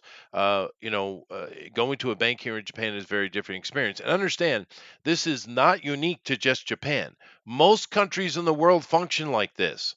America's the Yep. thing that's that's sideways, right? The It's usury really is out of weird, control, and and that's what it is. it It's is. usury. It's usury. It's straight up usury. Student debt. I don't have any student debt. I was lucky in that way, Dave. I got a scholarship. But that's a whole nother there he goes conversation. again. Well, dude, I'm sorry. But anyway, but I don't know because I don't have one. But anyway, I'm glad we had this conversation because today what I want to talk about is the absolute debacle of the box office in the West, in America particularly. Debacle. I The like that word. It's a good debacle. word. It's a straight up Yeah. debacle because they are losing.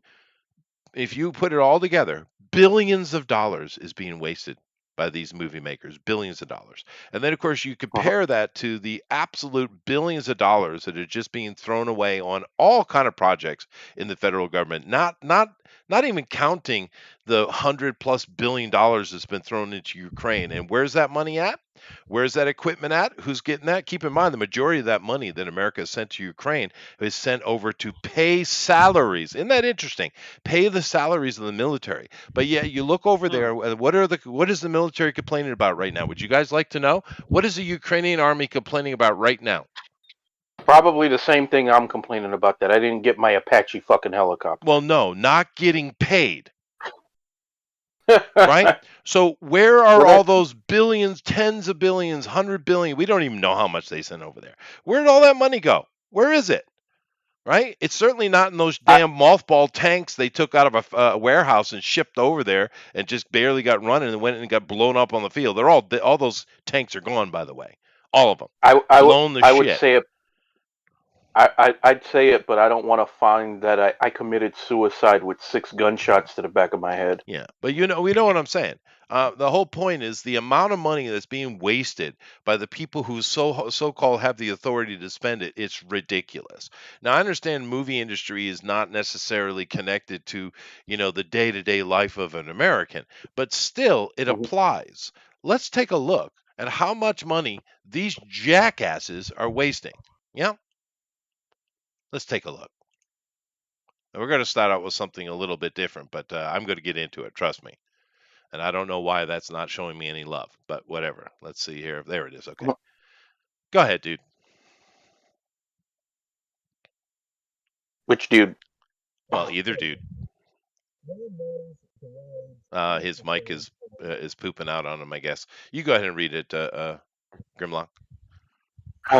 Ron Mars derides Punisher fans as dummies and jacked up pickups festooned with Punisher stickers. Okay.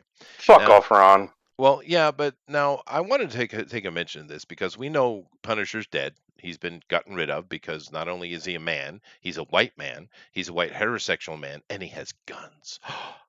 No. Yeah. And you wonder why Marvel is screwed up.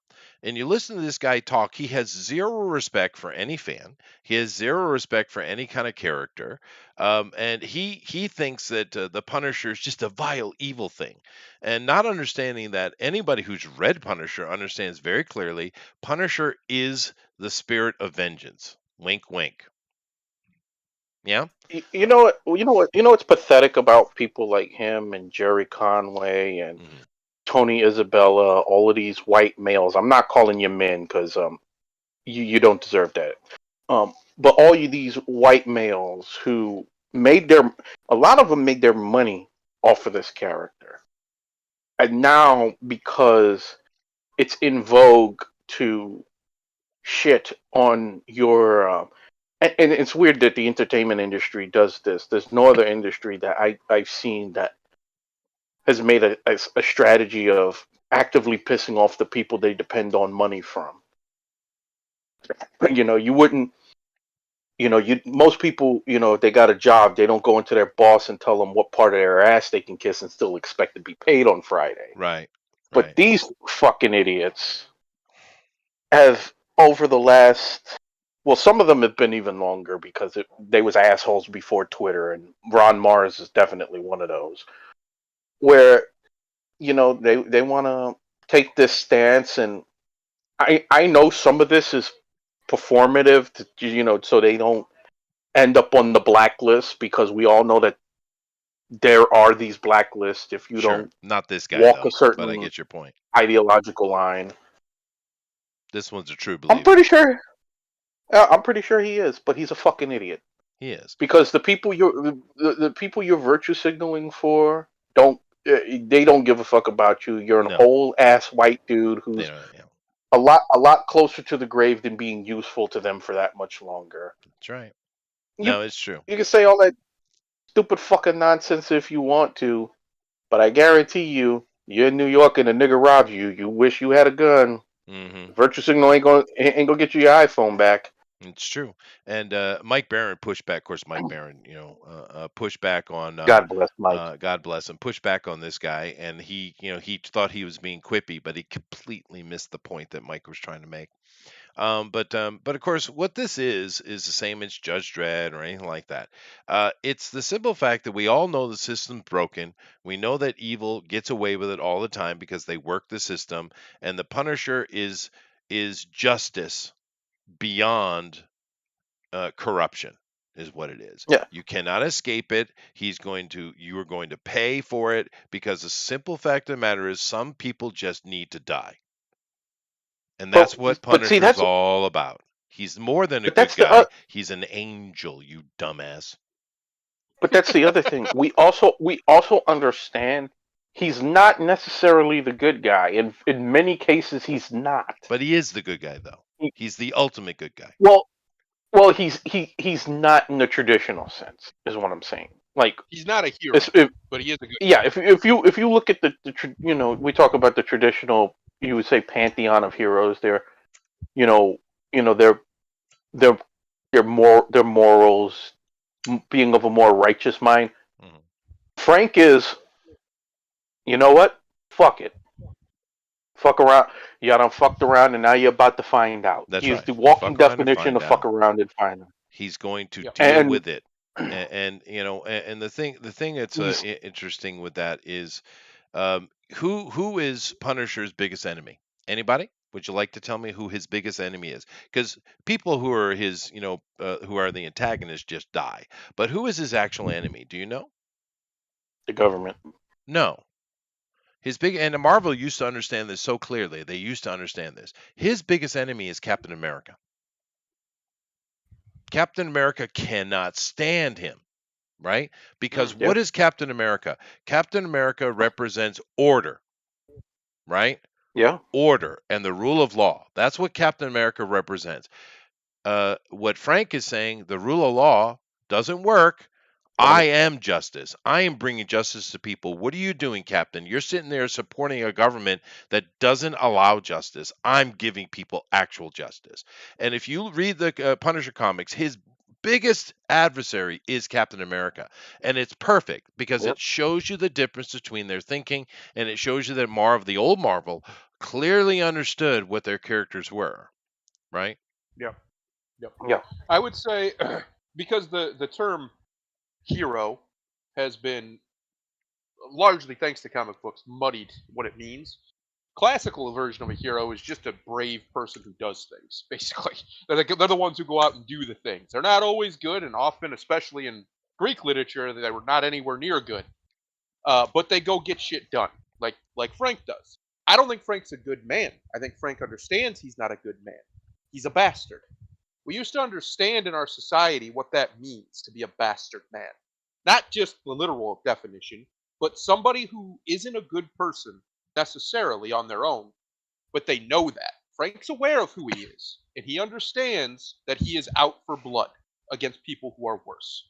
He is the bastard that you want on the wall, right? He's the night guard. He's the guy who will do the things that others simply will not. Him and Yeah. Captain America do not have a difference of morality. They have a difference of implementation. They Yeah. both agree that these people are terrible and they got to go. The main difference is how do they go? How do we stop them? And Frank's like, you just put a bullet in their head. That's how you stop That's them. true. They're done. Well, And and Cap's like, no, no, no, no. We got to do that. We got to do the justice and blah blah blah. Blah. We got to do it. Give them their due process. I would say both arguments, depending on context, are correct. Sometimes Frank's 100% correct. Sometimes people just got to go. It's just that simple. They got to go. But other times, maybe not so much. It really just depends on the level of the corruption in the system, for one, and two, on the level of the person in said system. Yeah. So, like we could use an example today, nowadays. Let's say Putin. Right? For a lot of people, Putin's a bad, bad man, right? Is I don't he? think he is. No. I don't think he's a terrible man. I think he's a very much like Frank Castle kind of man. Very practical. But let's say we were to bring him here.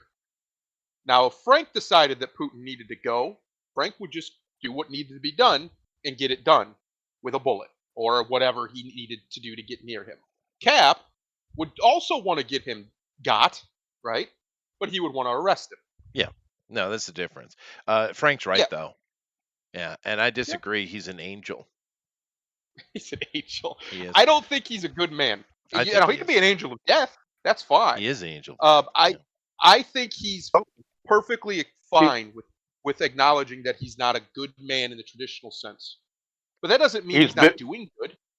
I think He's biblical justice. He is biblical Yeah. justice, and He's very close to that. Yeah. just as an aside, Putin had an ultra cute moment the other day. I know those words don't go together, but he did.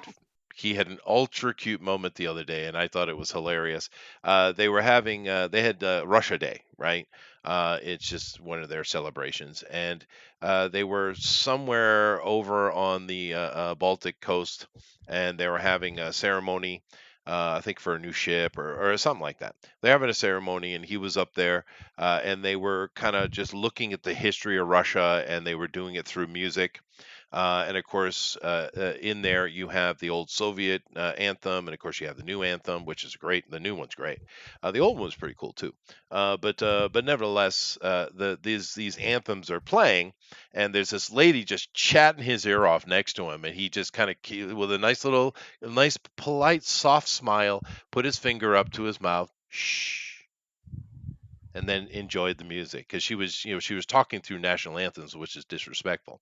But just the way he did it was so soft and so gentle. It was just cute. And I don't know that I've ever seen Putin cute before. Cute Putin. The world's not ready for that. No, dude. Cute Wide Putin was cute. enough. I would say if I was, because I don't like the term anti-hero. I think that's postmodernist garbage. There's no such thing as an anti-hero. You're either a hero or a villain. And I use a very classical lens for that. Hero doesn't mean good guy.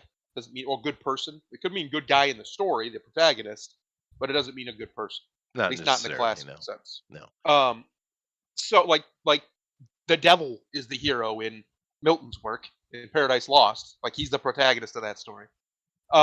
So I would say that's what he is. He is a much more classical hero than he is a modern superhero. He's definitely not a superhero anymore. No. But when he went down to Georgia, he got his ass handed to him, though. Yes, he did. It's funny. My wife and I just listened to that song yesterday. And we're like, how can people not like this song? It's a great It's song. awesome. It's awesome. It's so good. Yeah. It's a You classic. son of a bitch. I'm the best it's ever been. Son of a- Dun dun dun dun dun dun dun. Dun, dun, dun, dun, dun, dun, dun. He did beat him. The He song did. said so. Beat him. Beat him clean. But anyway, I just put this up here. It's kind of aside from what I'm talking about, but it's not really. It's the same mentality, right? But I really want to Yep. get into the movie stuff because that's what I've prepared for today. It's just these people, dude. Anyway, let's take a look here. Insufferable. Upcoming Pixar film Elemental expected to have worst opening weekend in company's history. Damn. And it did. Yeah. No good. No This bueno. is on June 14th, and it opened abysmally. Now, keep in mind, we're going to be looking at a lot of failures here today, and I'm going to look at a list of things later. But this is a Pixar movie. A Pixar movie bombed hardcore, dude. How? It's Pixar.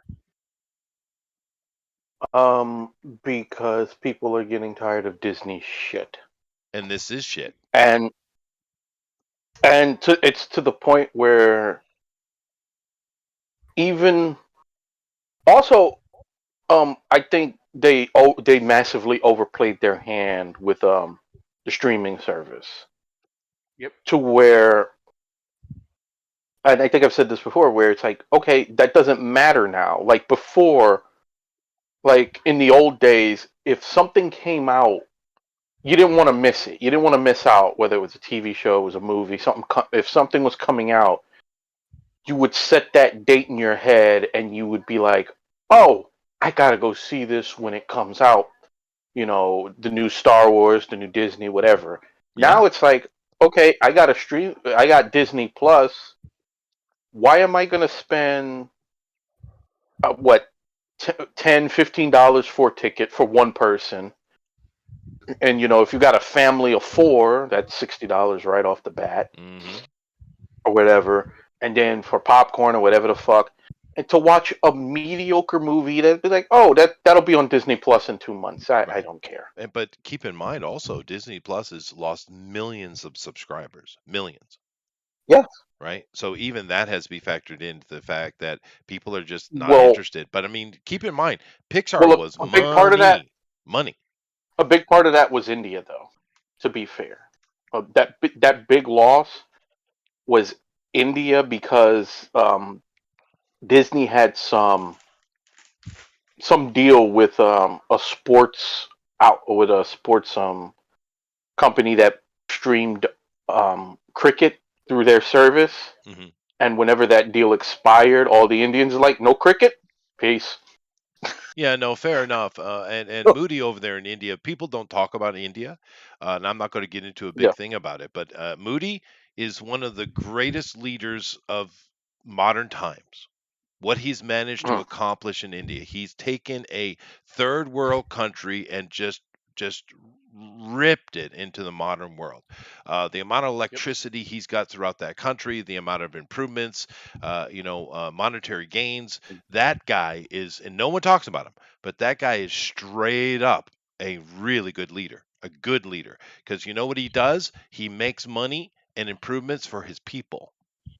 Shocking, He is I know. Chester. I know this dirty word that he's a nationalist. I know Yes, I know. you're not supposed to be one of those Shh, anymore, shh.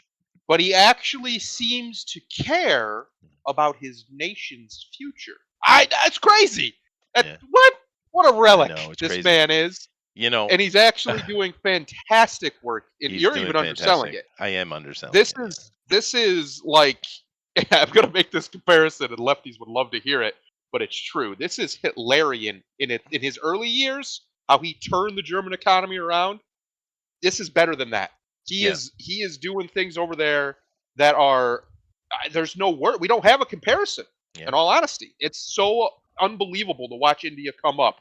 Yeah. So it's so fast too, and it's funny because they always like the really smart Indians that you talk to that actually get, most of them got out of the country. A lot of them now aren't leaving. No, they're staying. going back. They're Yeah, good. because things are doing Yeah. so well. And keep in mind, they did it in the right way. They didn't do it like China did. They've done it in the Yep. right way, and they become a world leader. And it's impressive. But on the other side of it, you know, with the Indian people, they're kind of in the mode right now that kind of like Bill O'Reilly. Fuck it, we'll do it in post. I mean, that's what they're Yep. doing. They're like, screw it, we'll do it ourselves. And of course now they And found it works. allies, right?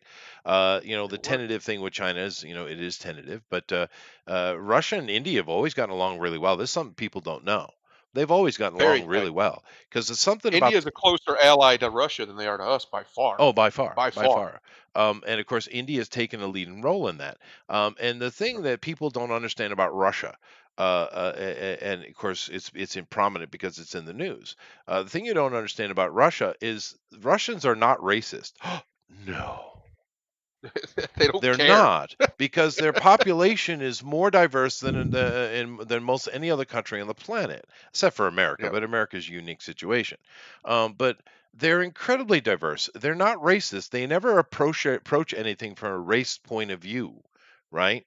So They're this is very why all pragmatic these people. black African countries are flocking to Putin. Because he doesn't Yep. sit there and talk down to them like the Western powers always do. He just sits there and talks to them like they're, a leader of a country.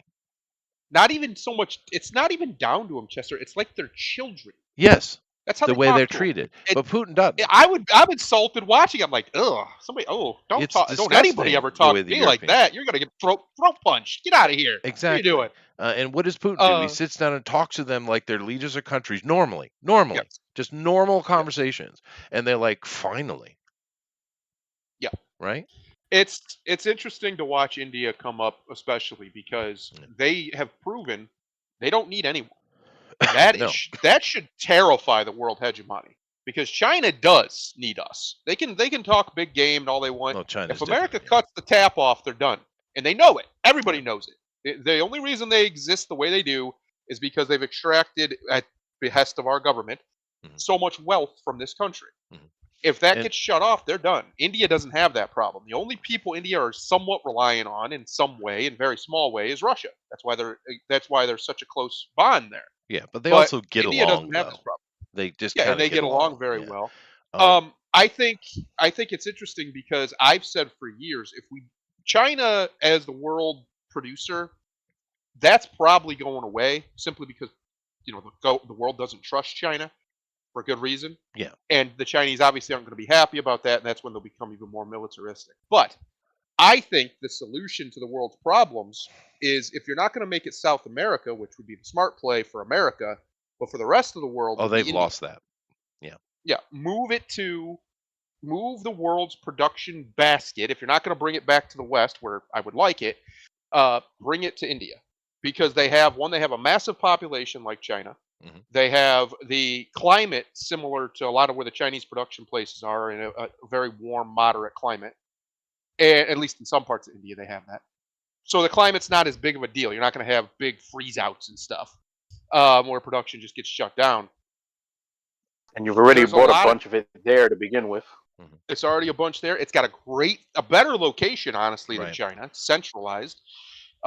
There's very little downside to it other than the logistical costs of doing it, right? Of getting these companies to all move their factories out of China and into India. But Yeah. I think that's what's going to happen. I genuinely do. I think Well- India is going to be one of the future superpowers. Yeah, Truly. it already is working that way, and you're already seeing how they're doing. Like for instance, Monsanto, is a big problem in the world because they're a monopoly and they try to control farming, and they sue and push little farmers out left and right. And they were trying that shit in India too. Quite ugly Yep. what they were doing. And Moody stepped in and said, "Yeah, fuck off." And out Get went outta here. out is going Monsanto, and all of that game Bye. they just kept it, just like Russia did. All these companies left Russia, like, no, we're sanctioned, you're evil.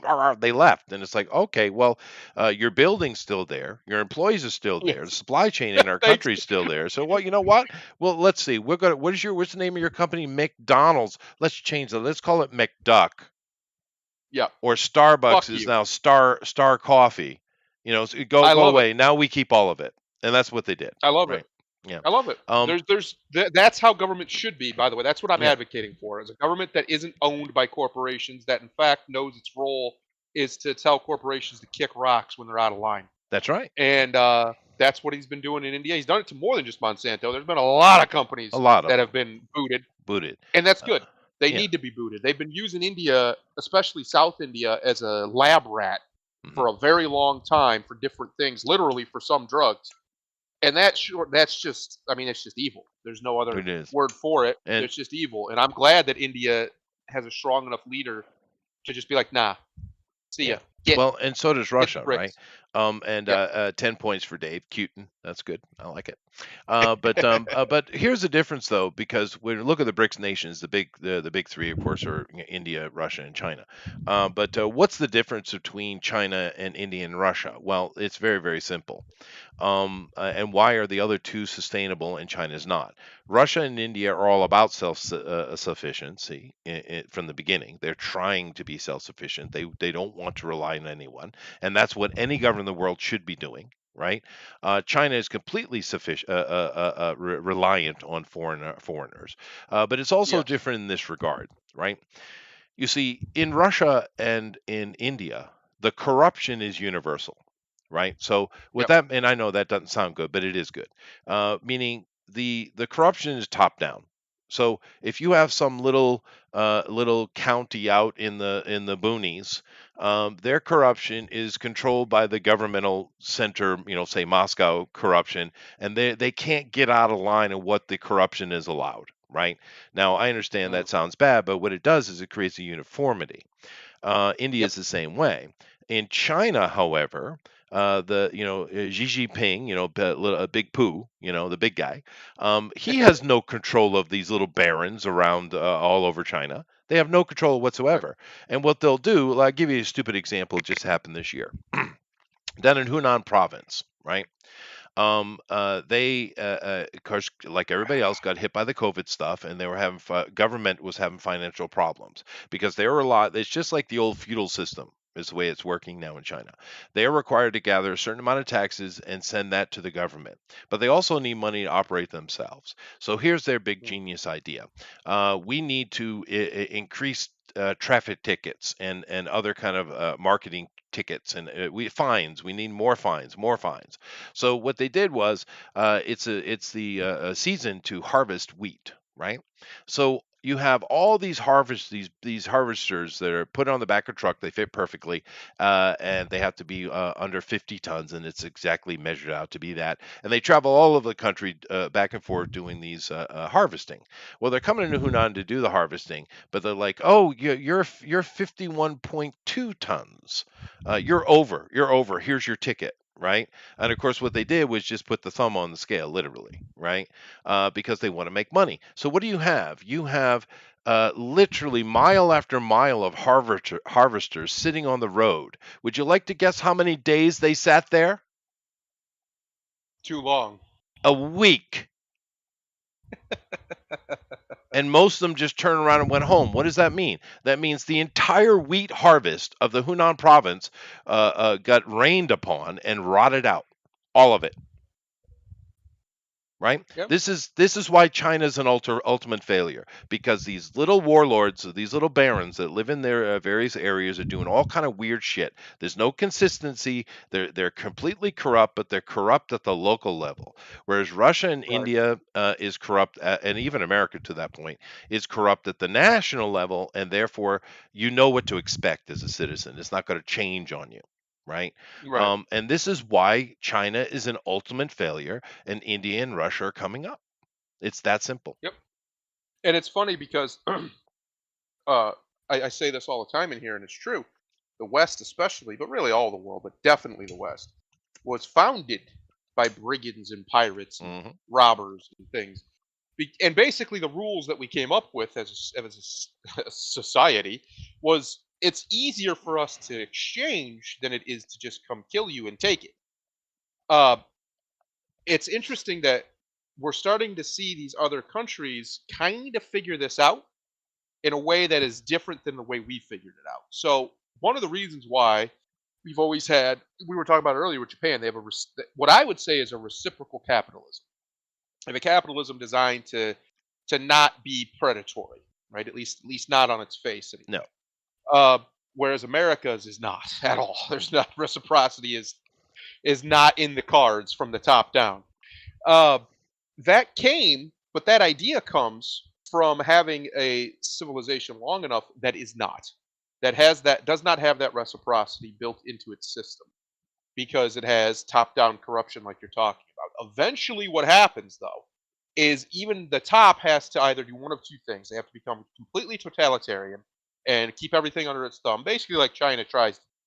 That doesn't work forever because it's just exhausting, put it that way. Or they have to become less corrupt. And the corruption has to go effectively just slowly whittle away because the people start to come up. And as the people come up, they no longer want to tolerate it. And whether anybody wants to admit it or not, the natural law of human civilization is that all governments, all of them, exist at the will of the governed. It's as It should simple be. as that. Yeah, it should be. They all are. Even Yeah. China, the reason China gets away with what it does is because what you just said, because the local level is so disorganized and so corrupt that they can't get a large enough oomph to knock them into sense.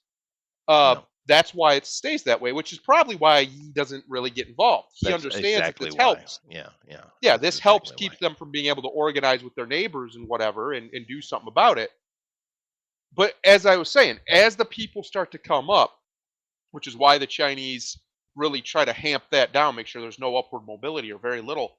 It gets harder and harder and harder to do this. So the reason why, like feudalism, for instance, was one of the solutions to basically being brigands and robbers that the West came up with. The reason why that stops working is because eventually the middle class of the time, which were the merchants and things, Yeoman.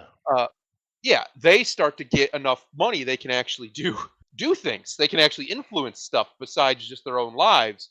And they're like, "No, I don't. This system's BS. I don't like this. Why do you get all this, and I only get what I can make? Why don't you only get what you can make?" And eventually, as that conversation goes on, it starts to even out. People forget. This is my last point. People forget the reason why all government comes from the consent of the governed is derived from the will of the governed is because even peasants in feudal Europe had rights. They And they did. had the ability to get them enforced if the government above them, their lords, were not listening. Sometimes that just meant killing them. War. But Yeah. often it meant going to the king or the duke or the count or whoever was above them and hey, he's doing this, this, and this is wrong. This is a violation of this, this, and this. There were laws in place. There were rules in place. Peasant revolts happened all the time, constantly, and either they would win or they would lose, just depending on the situation. But my point is those people, even those people, peasants, which in our nomenclature, there's nothing really lower besides a slave than a peasant, right? We call people peasants if they're scumbags or whatever. Uh, but it's not really true. Like they actually they had the ability to organize and do what they needed to do under the right circumstances And all they throughout often Europe. did. Yeah. And they often did. Yeah. So my overarching point is as the people stop being peasants and they start to come up into that middle class, that Berber or yeoman class, um, that stuff starts to change. And the way that looks is more financial, typically, than martial. But I think that's one of the reasons why you're going to see India actually be able to get past one of the first filters of the last 100 years and turn themselves from a third world country, which most of it still is, into a first world country, or at Oh, least yeah. real damn close. They're trying.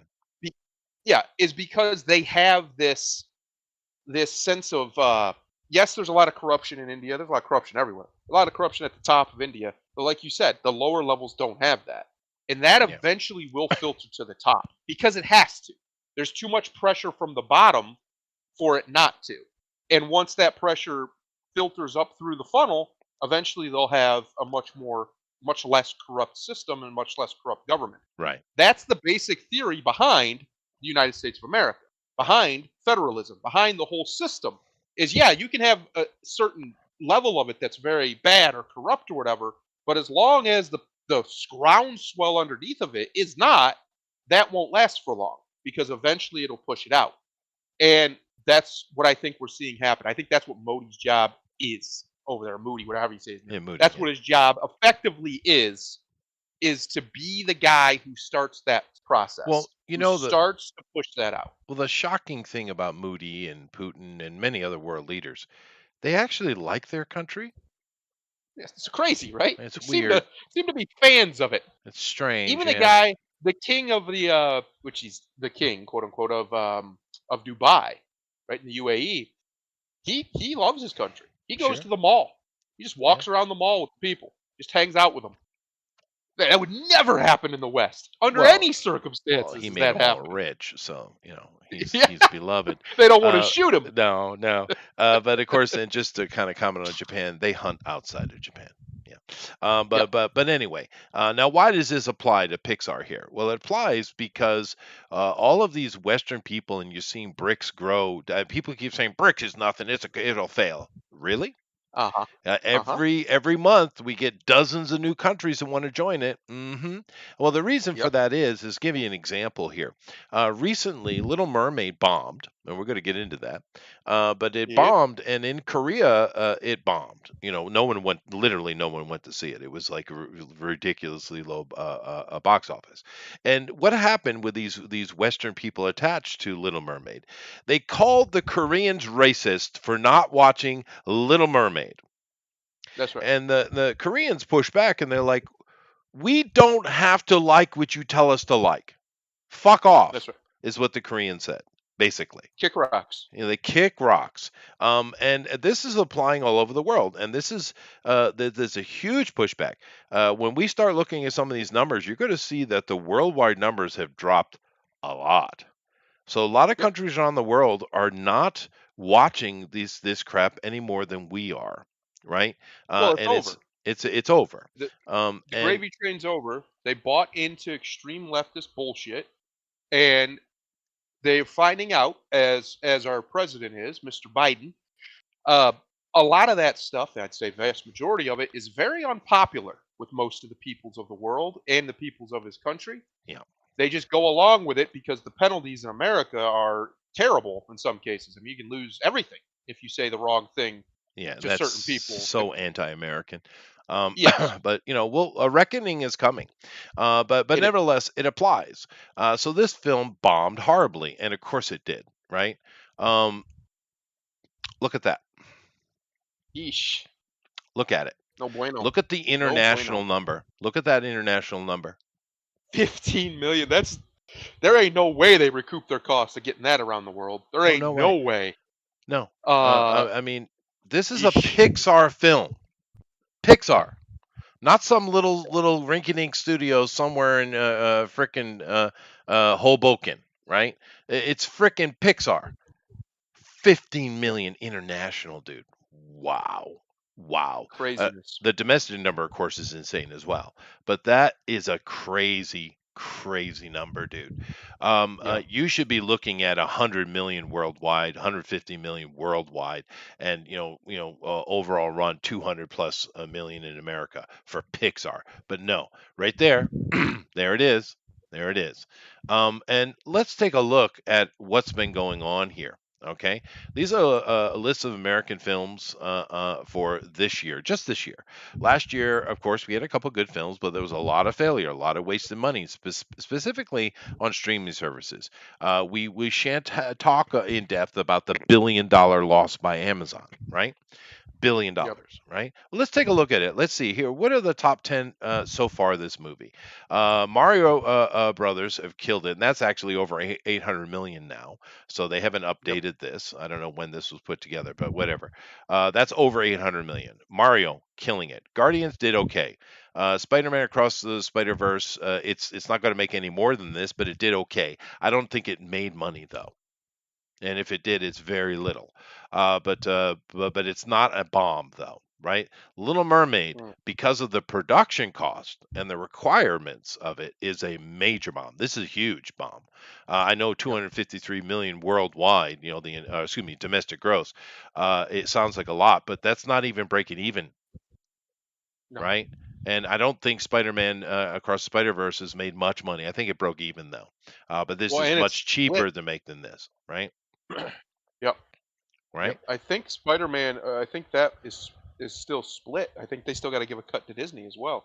I'm sure. So Yeah. that's not good. No, I don't. We don't know. We never will know the actual numbers on it. But that money for Spider-Man. I don't really think they are looking at that as a success. This is definitely a loss. Ant-Man is certainly a loss. That was $300 million production just from what they openly told us.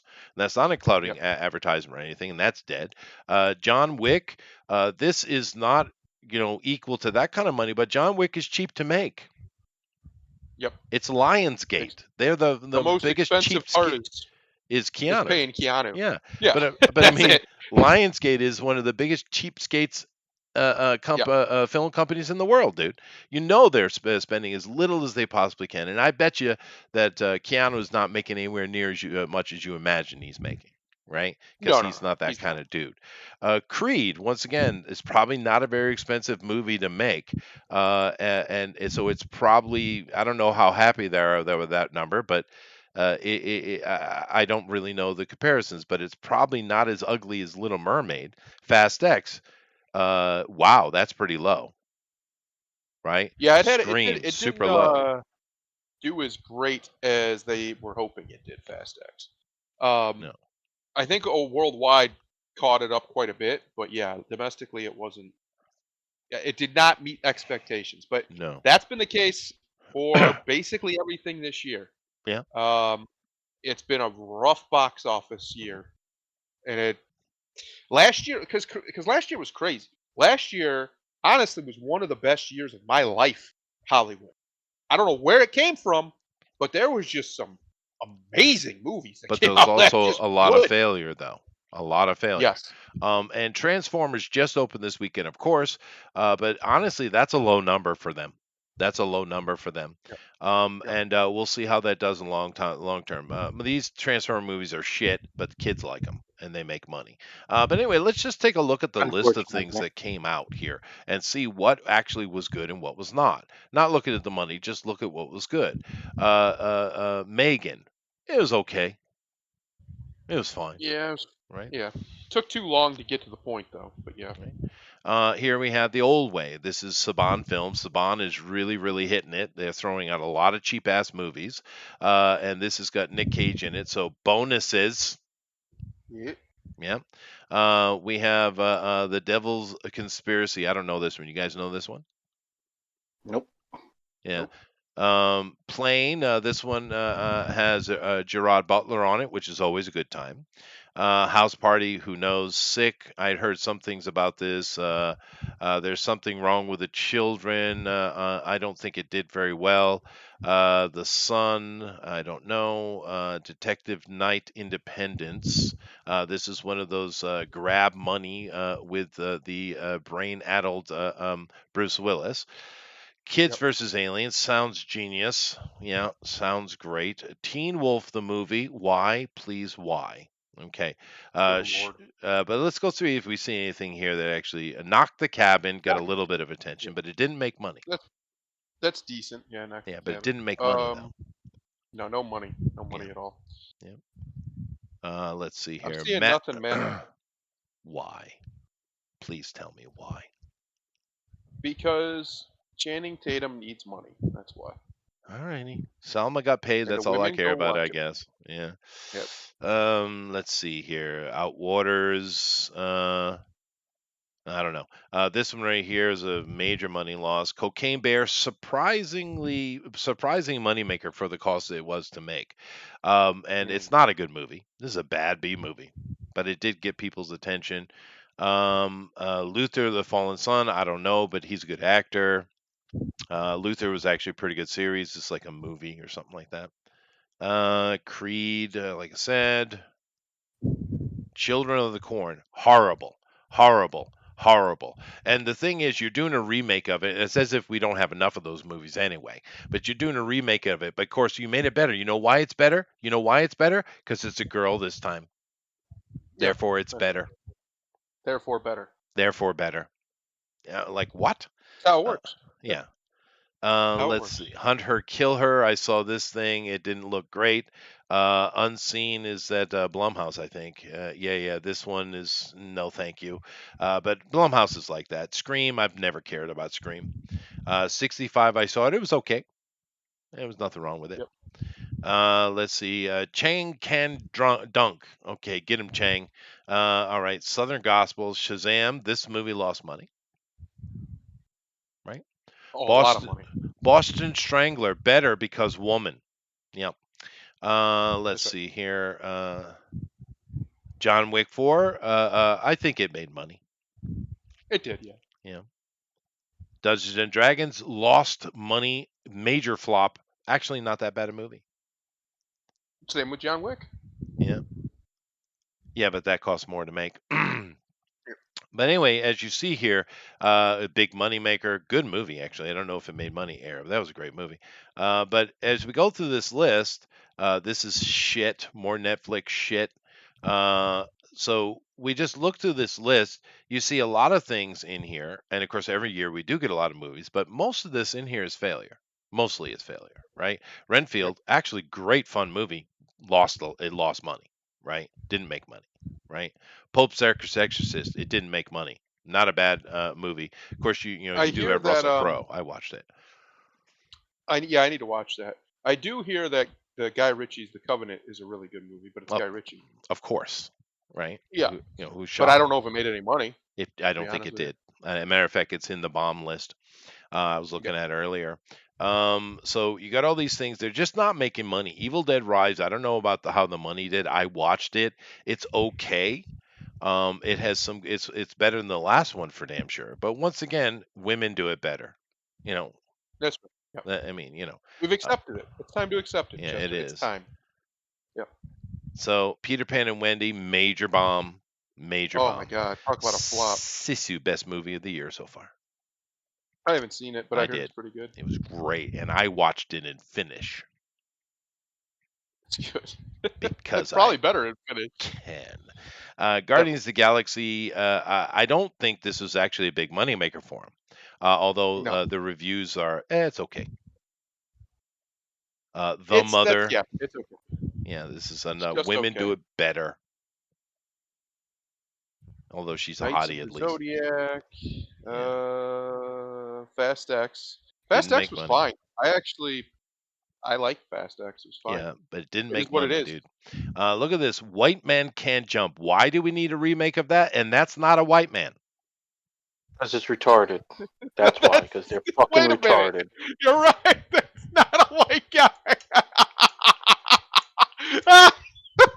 Wait a minute. That can't be the white guy in White Men It Can't is. Jump. No way. There's no way they race swapped him in that movie. They did. They did.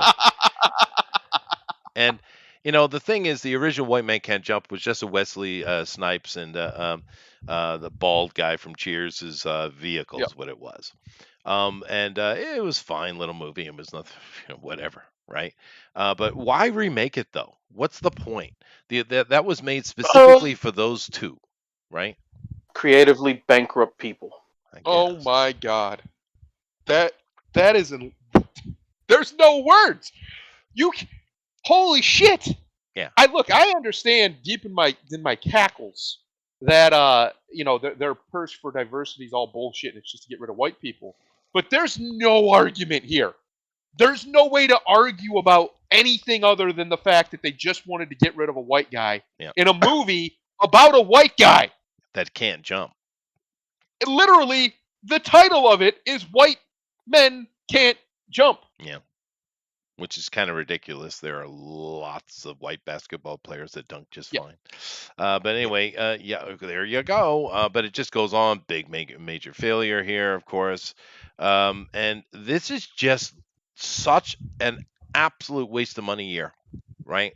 How much money is being burned here by these people? And of course, in comparison to other burning of money, in a time where people are getting a little tight with their money because, or at least in the West, because of this crazy inflation. And the thing is, one of the things that happened, and I was guilty of this myself, guys. I said this initially myself, that this was going to hit and hinder the third world, what was happening in Ukraine, more than anyone else. And it did hit them to a point. But the thing is, inflation numbers are far worse in Europe and America than they are anywhere else. How is that? It's intentional. It's the only way. I mean, it doesn't make any sense. How are the richest economies in the world the only ones struggling at this level? How? That doesn't make sense. It's That's weird. not how that works. Yeah. Insidious, The Red Door. No one asked for it. Why? No. Joyride, Nobody. another remake. Oh, but this time with girls. With That'll girls. be better. Yeah, so Yeah, that's fine. it'll be much better. That looks good. Mission Impossible: Dead Oh yeah, Reckoning. that's I think don't that get will ahead be of the me. that'll be the litmus test for this year, in my opinion. Oh, If it's gonna Mission Impossible, crank, after dude. last year, after Tom Cruise last year just proven everybody in Hollywood wrong, all of them at once in a cacophony, he just crushed them. If he can do it again, then He will. I'm done even having the debate with people. Yeah. I was right. They lost. Woke nonsense, as we call it. Lefty bullshit is over. It's done. There's no way to make it make money. Nobody wants to see it. Yeah. And that, because Tom Cruise, he wasn't even making a political statement with that movie at all. He No. just made a movie. Just made a fun movie. Just a movie. Tom doesn't do politics. Although No, Mission he's- Impossible ones are a little bit woke, a little bit, but Little bit. not to a crazy amount. But the thing with this is, I think people are going to go see this movie just to spite them. Yep. Yeah. No, this is Some- Tom Cruise's money. You watch. Tom has become an avatar of anti-Hollywood, even though he is one of the biggest Hollywood dudes of all time.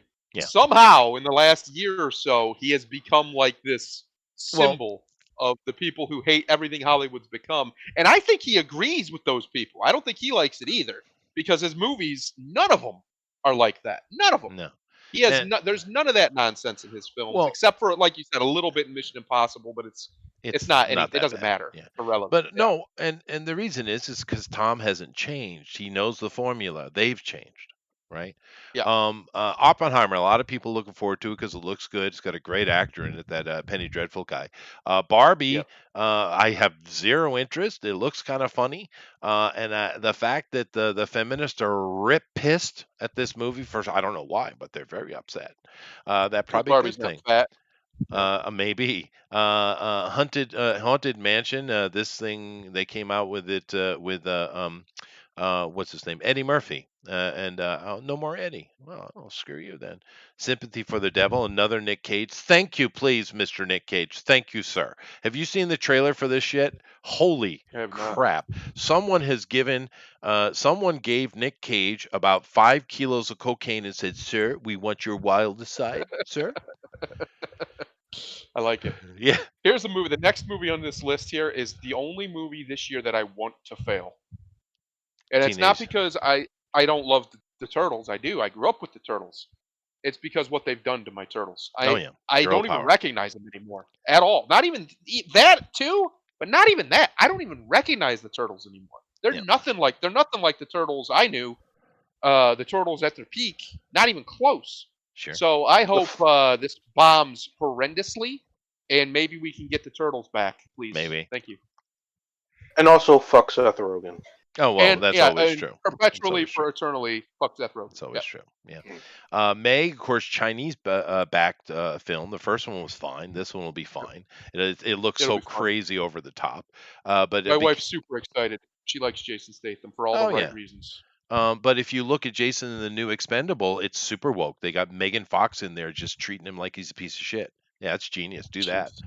And you look at all the people in Expendables. These are all 80s, 90s action heroes, but they got a couple of young chicks in there. It's like, you're not action Who the heroes. fuck? Wait, yeah, like who the fuck thought Megan Fox in action? I have no clue because she's, I don't know, someone wants to fuck her, I guess.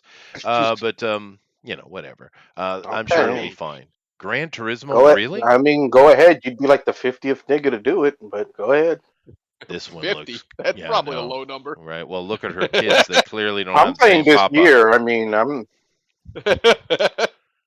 This The right here Last looks Voyage good, of the dude. Demeter. Mhm. That sounds good. That sounds And like a the movie trailer I'd like. looks good, dude. Yeah, that good. Gran Turismo movie is gonna bomb hard. I don't know why they keep making horrible video game adaptations about, especially with video games that don't have a story. They're not for that. Gran Turismo is for racing. That's it. So that's just stupid. That's like making a movie about the game Battleship. Oh wait, Hollywood did that. Oh yeah. That it's actually a guilty pleasure of mine. I don't know why. What, Battleship? No, I it's didn't. actually unironically good. Yeah, it is. But here's another Netflix. Let me see. Oh, female led. No, that's new. Let's do that. Go get him, What a gal. surprise. Yeah, I'm sure you're Get gonna 'em, be. gal. It'll At be a least you're big hit, hot. gal. Yeah. At least she's pretty. I'll Uh, take it. yeah, that's true. Blue Beetle. I hope Blue Beetle actually does well because I really like that actor. Well, I I like the just don't character have any. too. Yeah, I don't have any faith in it, and I did. Maybe I just because hope he's there's a Hispanic. scene in it where George Lopez gets killed, so I can at least I can have something to look forward to in the movie. Yeah, there is some nonsense that he spews in the trailer, but maybe because he's Hispanic, we'll get something resembling Family Values out of Blue Beetle. Maybe. This right here, Equalizer 3. I'm looking forward to it, but I'm That always does on look board good. for Denzel. Yeah, Like give me some Denzel. Denzel. Yeah, Yeah. absolutely. Why is there a second one? The first one bombed so hard. Why are you making this a second one? These people, I'm telling you, Chester, this stuff is money laundering. That's the only thing that makes sense at this It's point. got to be, because I'm gonna be honest. I think all the movies that came out in 2023 that I remotely had interest in seeing has already come out. Because they ain't shit on this list. I'm like, ooh, I gotta see that. There's a couple I Me am. neither. I definitely want to see Equalizer. Expendables, I would be, but yeah, no, Well, no, they But the Thundara, last one was dog shit. you know, It was so bad. I'm slow. I'm slow to watching movies as it is, so it's like, Yeah. but no, there's nothing up here on this list. Not even Expendables is like, there's nothing here I give a fuck about. So Stallone's not in the Expendables movie? I think he is. Yeah. He's not on that list. I don't know. Let me get down there. My Big Fat Greek Wedding 3. Why was there a Oh 2? God. This is confusing. Well, because People the still first one watch was that shit? massively successful. The first one, so that would be why. Yeah, you know what? There he is. He's on the bottom. There he is. Okay, I see him now. 50 Cent, the action hero, the extreme action hero. Megan Fox, 50 awesome Cent. action hero. Dolph Lundgren Yeah. looks awesome, actually. The genius that he Randy is. Couture, really interesting. Yeah, he's Like, been in all of them. she is on this casting for Expendables 4. She is literally the definition of one of these things is not like the others. Right? You know, Tony Jaa, Like, the what man. yeah, you got Tony Jaa, Dolph Lundgren, Statham, Couture, Sylvester Stallone, Megan Fox. One of these, like, what Not the like the other. fuck? Yeah. And she's playing an action role. Andy What's Garcia. the matter? is You in couldn't it, get Tyler right? Perry to be Medea in this movie? I guess not. I Drive could buy that being more action because at least Medea will shoot somebody. True. Paw Patrol, you go get it, Paw Patrol. Okay. Oh, look what's coming! Look at it right there. The Look at this creator. nonsense. No, Have that you looks amazing. Actually, It does, trailer but it's for going it to be looks good. so woke, dude. It's going to be so It woke, is. dude. It is, but maybe Uh, it'll be good work. Sci-fi is the one place where I can get it, let it have a pass if it's good, because it's always been kind of a really. I mean, it's science fiction. It's progressive in its nature, so it's one place where I can ignore it. Like Star Trek. Star Trek has a lot of woke nonsense in it, but if it's good, it doesn't bother me. It's just is what it is. Mhm. Like I don't get my political positions based off of entertainment. I'm not that simple. So as long as what you're doing functionarily as a story is good, then I'm happy most of the time, unless it's just something egregious like, talking about trans people or whatever. But most of the time it's fine as long as it fits within the narrative. It's not just shoehorned in. The problem is other genres, that's not the case. I don't want to see it in anything else at all. If you're giving me something that's pure science, pure sci-fi, that's the place where it makes sense. Especially if it's like cyberpunkish, which this kind of Sure. looks like it is. That's the place it makes sense because that's what the genre was literally created. Yeah. Was for that. It doesn't make sense in superhero movies though. That's not what they're about. True. It's not what they've but ever been for. my boy, Craven. Yeah. Dude, no, dude, this is being distributed by Sony and made by Columbia. And it's gonna Disney's suck. not involved. It's gonna suck. It could. The trailer How looks do you so make okay. They already Craven have a- without Spidey? How? Hmm. That's my only question. I don't know. But Hey, look, we asked wait how and they was see. gonna do a Venom movie without Spidey, and they found a way to fuck that up twice. They did. Well, they You're did. right. They didn't do a Venom movie. They did a pseudo Carnage movie and called it Venom because Right. that's not Venom. Nothing about that character's Venom. He's much more like Carnage than he is Venom without the madness. he's just gay, like literally. Yeah. The symbiote and him are just gay together. They are Like, gay oh, together. It is true. what? It's interesting though. This is a new Scorsese movie coming out. I don't know. He's making a lot recently. Of course, it's got Leonardo and Robert. Of course of course. But look who else is in this though. Brendan I'm gonna say that Fraser. title sounds. The What's title sounds terrible? cool. It almost sounds. John Lithgow.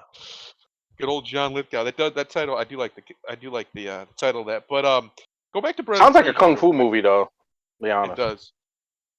That is a horrible picture of Brendan. Well, Brendan's looking better than that nowadays. Now, yeah, come on, he's gotten been himself in working. pretty good He's shape been again. trying, yeah.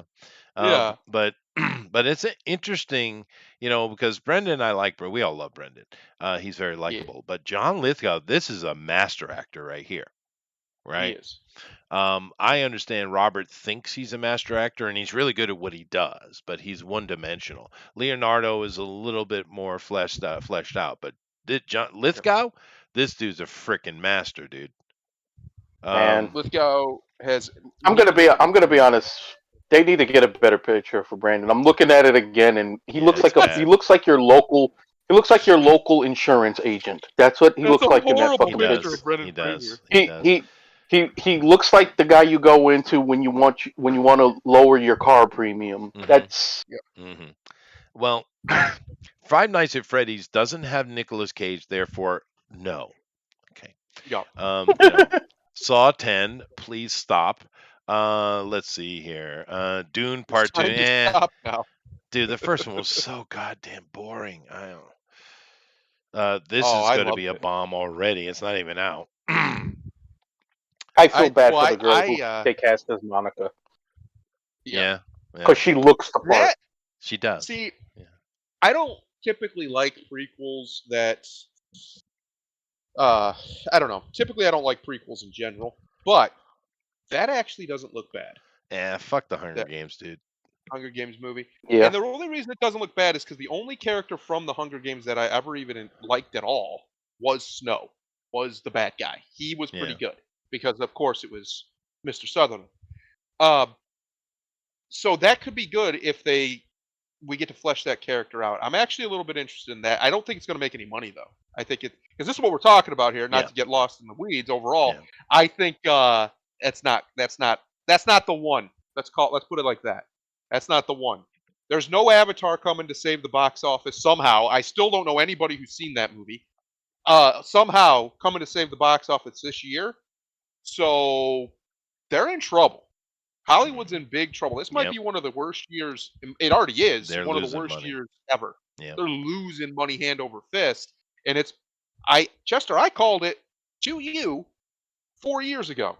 I said 2022, 2023 is when this stuff's going to really end. It's going to start to just shrivel and die on the vine, and that's exactly what happened. Yeah. These people, they can't do it anymore. The shell game they were getting away with for so long isn't working. The idea that they could just berate audiences or do all the nonsense they've been doing marketing wise, and people would just ignore it because it's got the right name on it. That's over. That's done. Yeah, There's no coming they've back killed for that, it. haven't they? Well, Ridley Yeah. Scott is doing a Napoleon movie with Joaquin Phoenix. Jesus. why? Why? It's a good Ooh. question. But he's going to try to make this his opus, though. I guarantee you. Right? Yep. Well, Well, he's already Wonka. done that. It was Why? called Gladiator. Why? Another Wonka? Why? It's a good question. Good lord. Just looking at that casting, the only person in there remotely interesting, Rowan Atkinson. Don't give a fuck about the rest. Yeah, Rowan's cool. But unless he's playing Wonka, go away. More Chicken Run. Why? Aquaman, that's dead in the water already. Done. Ghostbuster. Yep. Who knows? I was about to say something positive, but I see it's on Netflix, so Yep, don't do it. Can't to be yourselves. hopeful for that. Don't do it to yourself. Yeah, stop it. Rebel Moon, of course, Star Wars. I think it's not Star Wars, but it is Star Wars. Shh, don't tell anybody. Yeah. it's store brand Star Wars. It is on Yeah. Netflix, so that's going to be wonderful. Let's see here. The Color Purple, but a musical though. So Oh You know, God. A coming Black of age. uh, Oh God. Black Man Bad, the musical. No, Grimlock. no, no, no. You know Again, somehow they're gonna twist this to white man bad. Watch. Watch. well, Somehow nah, this will be white they'll man bad they'll at the end. they'll stick it. They'll stick to the script this time. Well, here's what they'll do. Here's how the twist will be. Black man bad, but white man worse. Yeah, That's how we'll do maybe. it. Yeah, maybe. Yeah. Yeah. Yeah. Yeah, and it's got the Walleye girl from Little Mermaid in it, so Oh it's yeah, good. they're gonna She push can her for a sing though. while till they realize she's dead in the Yeah, water because and Taylor but with them eyes, how can she not see Mister coming up to beat her? That's true. She has panoramic vision. You'd certainly be able to see Mister coming up. Just That's turn your true. head to the left a Um, bit. You can see behind you just fine. She doesn't That's have true. to. She literally. Their Shaolin monks had to train to get the spectrum of vision It's true. she has naturally. That's true. But do keep in mind though, I know it doesn't matter much, but she can actually sing. She does have a beautiful voice. Yeah, I Fantastic. heard everybody say she can sing, but I mean, you hired And she acts. her to Hired her to act. I act. mean, Well, but there's You our know. year. And This is what's in coming all up. honesty, in all honesty, you know, I that could is be a important. great chef. You don't want me to give you fucking swimming lessons, if I can't That's fucking true. swim. Actually, the acting part isn't even necessarily important in a Disney movie. Can she draw money? And we No. already know the answer. to No. that. That's a big problem too. But Yeah. this is, of Well, course, I don't just know. Can Hollywood's. she draw? Put her on drawing quarter, Chester. Let's see what she can do with it. Let's see. But this is 193 movies, Hollywood stuff, right? This isn't super little indie stuff or foreign films. These are all things that are under American corporations, right? So Yep. 193 movies. Did you see anything that was really catching your eye? I saw a couple. The only thing on that list that I might see, and I'm probably not going to see it in the theater, is Dune. I think Dune was going to be That's pretty it. good. I like the first Dune a lot. I like that director. I like his style. I like that the movie took its time because it knew what it was. But the only one that I'm interested in the right way is that Creator movie. I've been I want it to succeed, even if it is a little woke, just because I really want good sci-fi films again. Please, just anything. Original ones that are taking a risk, because we don't have those anymore, and we haven't really had them in. The last one I can remember was unironically 2 Tom Cruise movies that he did back to back, which was Oblivion and Die Another. What was it called? Edge of Tomorrow. Edge of Tomorrow. Um, They're both pretty yeah, good. which are both real. Oblivion's fantastic. That's been about it for like a decade of big Yeah. budget Hollywood, just sci-fi films that aren't a derivative directly of something else. So it'd be nice to see that succeed, and it's got a black lead and da da da, so they can get all their brownie points in. Sure. I just want good sci-fi again, bro. Sure. Yeah. Grimlock and I didn't realize it at the time, but we grew up in the golden age of science fiction with the peak of Star Trek. And just television sci-fi was at a level it hadn't been since ever, really, since the inception, basically. Well, So I would like that to return. Please, No, of give me good course, sci-fi. we all like good sci-fi, but there was a good sci-fi movie in there that I think it's Johnny Depp called Transcendence. It bombed. The critics hated it, and I watched it, and I was like, yeah, you're just not smart enough to understand what they were doing, because it actually is a Probably. brilliant movie. It's brilliant. Well, that's why we don't get good sci-fi anymore. They're all the writers and the producers and the audiences largely are just too stupid to understand it. Yeah, it's just You have no idea how many times I've had to watch people who claim to be Star Trek fans say the most utterly totalitarian shit as if they're doing it, and then say that this somehow meshes with the ethoses No, put they don't get forward it. in the Star Trek They films. don't get They it. don't get it. You just don't even understand what you're watching if that's what you Yeah. got out of that. You're in a whole other world, buddy. Well, look what Kurtzman did to Star Wars. It's a complete lack of understanding. And he turned it into a Yep. dystopia. Dude, it's literally the fact that it's not a dystopia. That's the whole point. Yes. It's utopian. God, you moron. But anyway, other than the Denzel Washington, which I'm interested to see the conclusion of the Equalizer. You got to go watch the trailer for Sympathy for the Devil.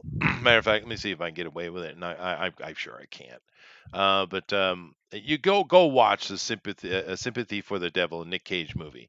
Uh, Someone gave him a lot of cocaine, and and they said, Mr. Cage, you do whatever you want, Mr. Cage.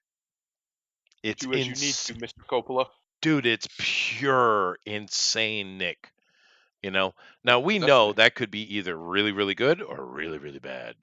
But it will always be the best Nick. It will be the regardless. best Nick, yeah. Yes. So I'm all on board for this shit right here, baby. But anyway, so there's our year that we're looking at, and It's it's shit. not much Thank you. happiness, dude. Yep. It's Yeah. funny because 2020, we have all the conspiracy, I use that word in air quotes, theories about the numerology and stuff. And 23 is a big one. You'd think Hollywood It being is. all into that would be Yeah. putting something out. They'd be trying something, but I don't see anything in there that could play into that game. So I don't know. That's Yep. shocking to me. It is. So I mean, when we've already seen a lot of money lost, a lot of movies are flopping, particularly out of the big companies. And it doesn't. The rest of the year doesn't look very, Good. good. Yeah, Promising? promising. Yeah. There's a word. But here's another thing talking about movies. We're talking about other industries. It's the Korean one. This is accurate. I agree. Opinion: South Korean cinema is far superior to big budget Hollywood productions. Yep.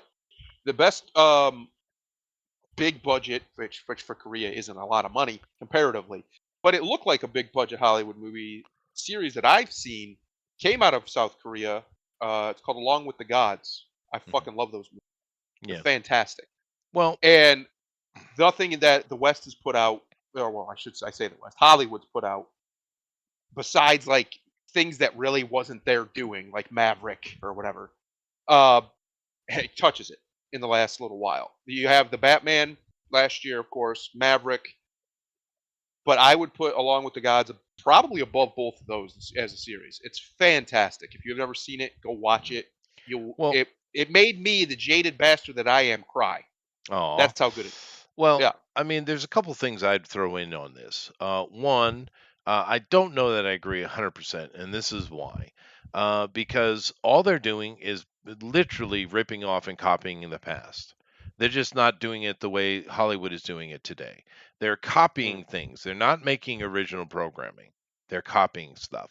Their quality is so.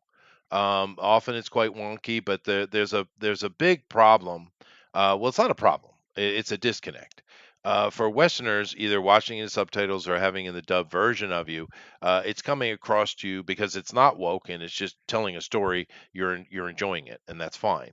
But the thing is, I understand what they're actually saying, and I know the acting that I'm actually seeing along with the actual language. It's mediocre, dude.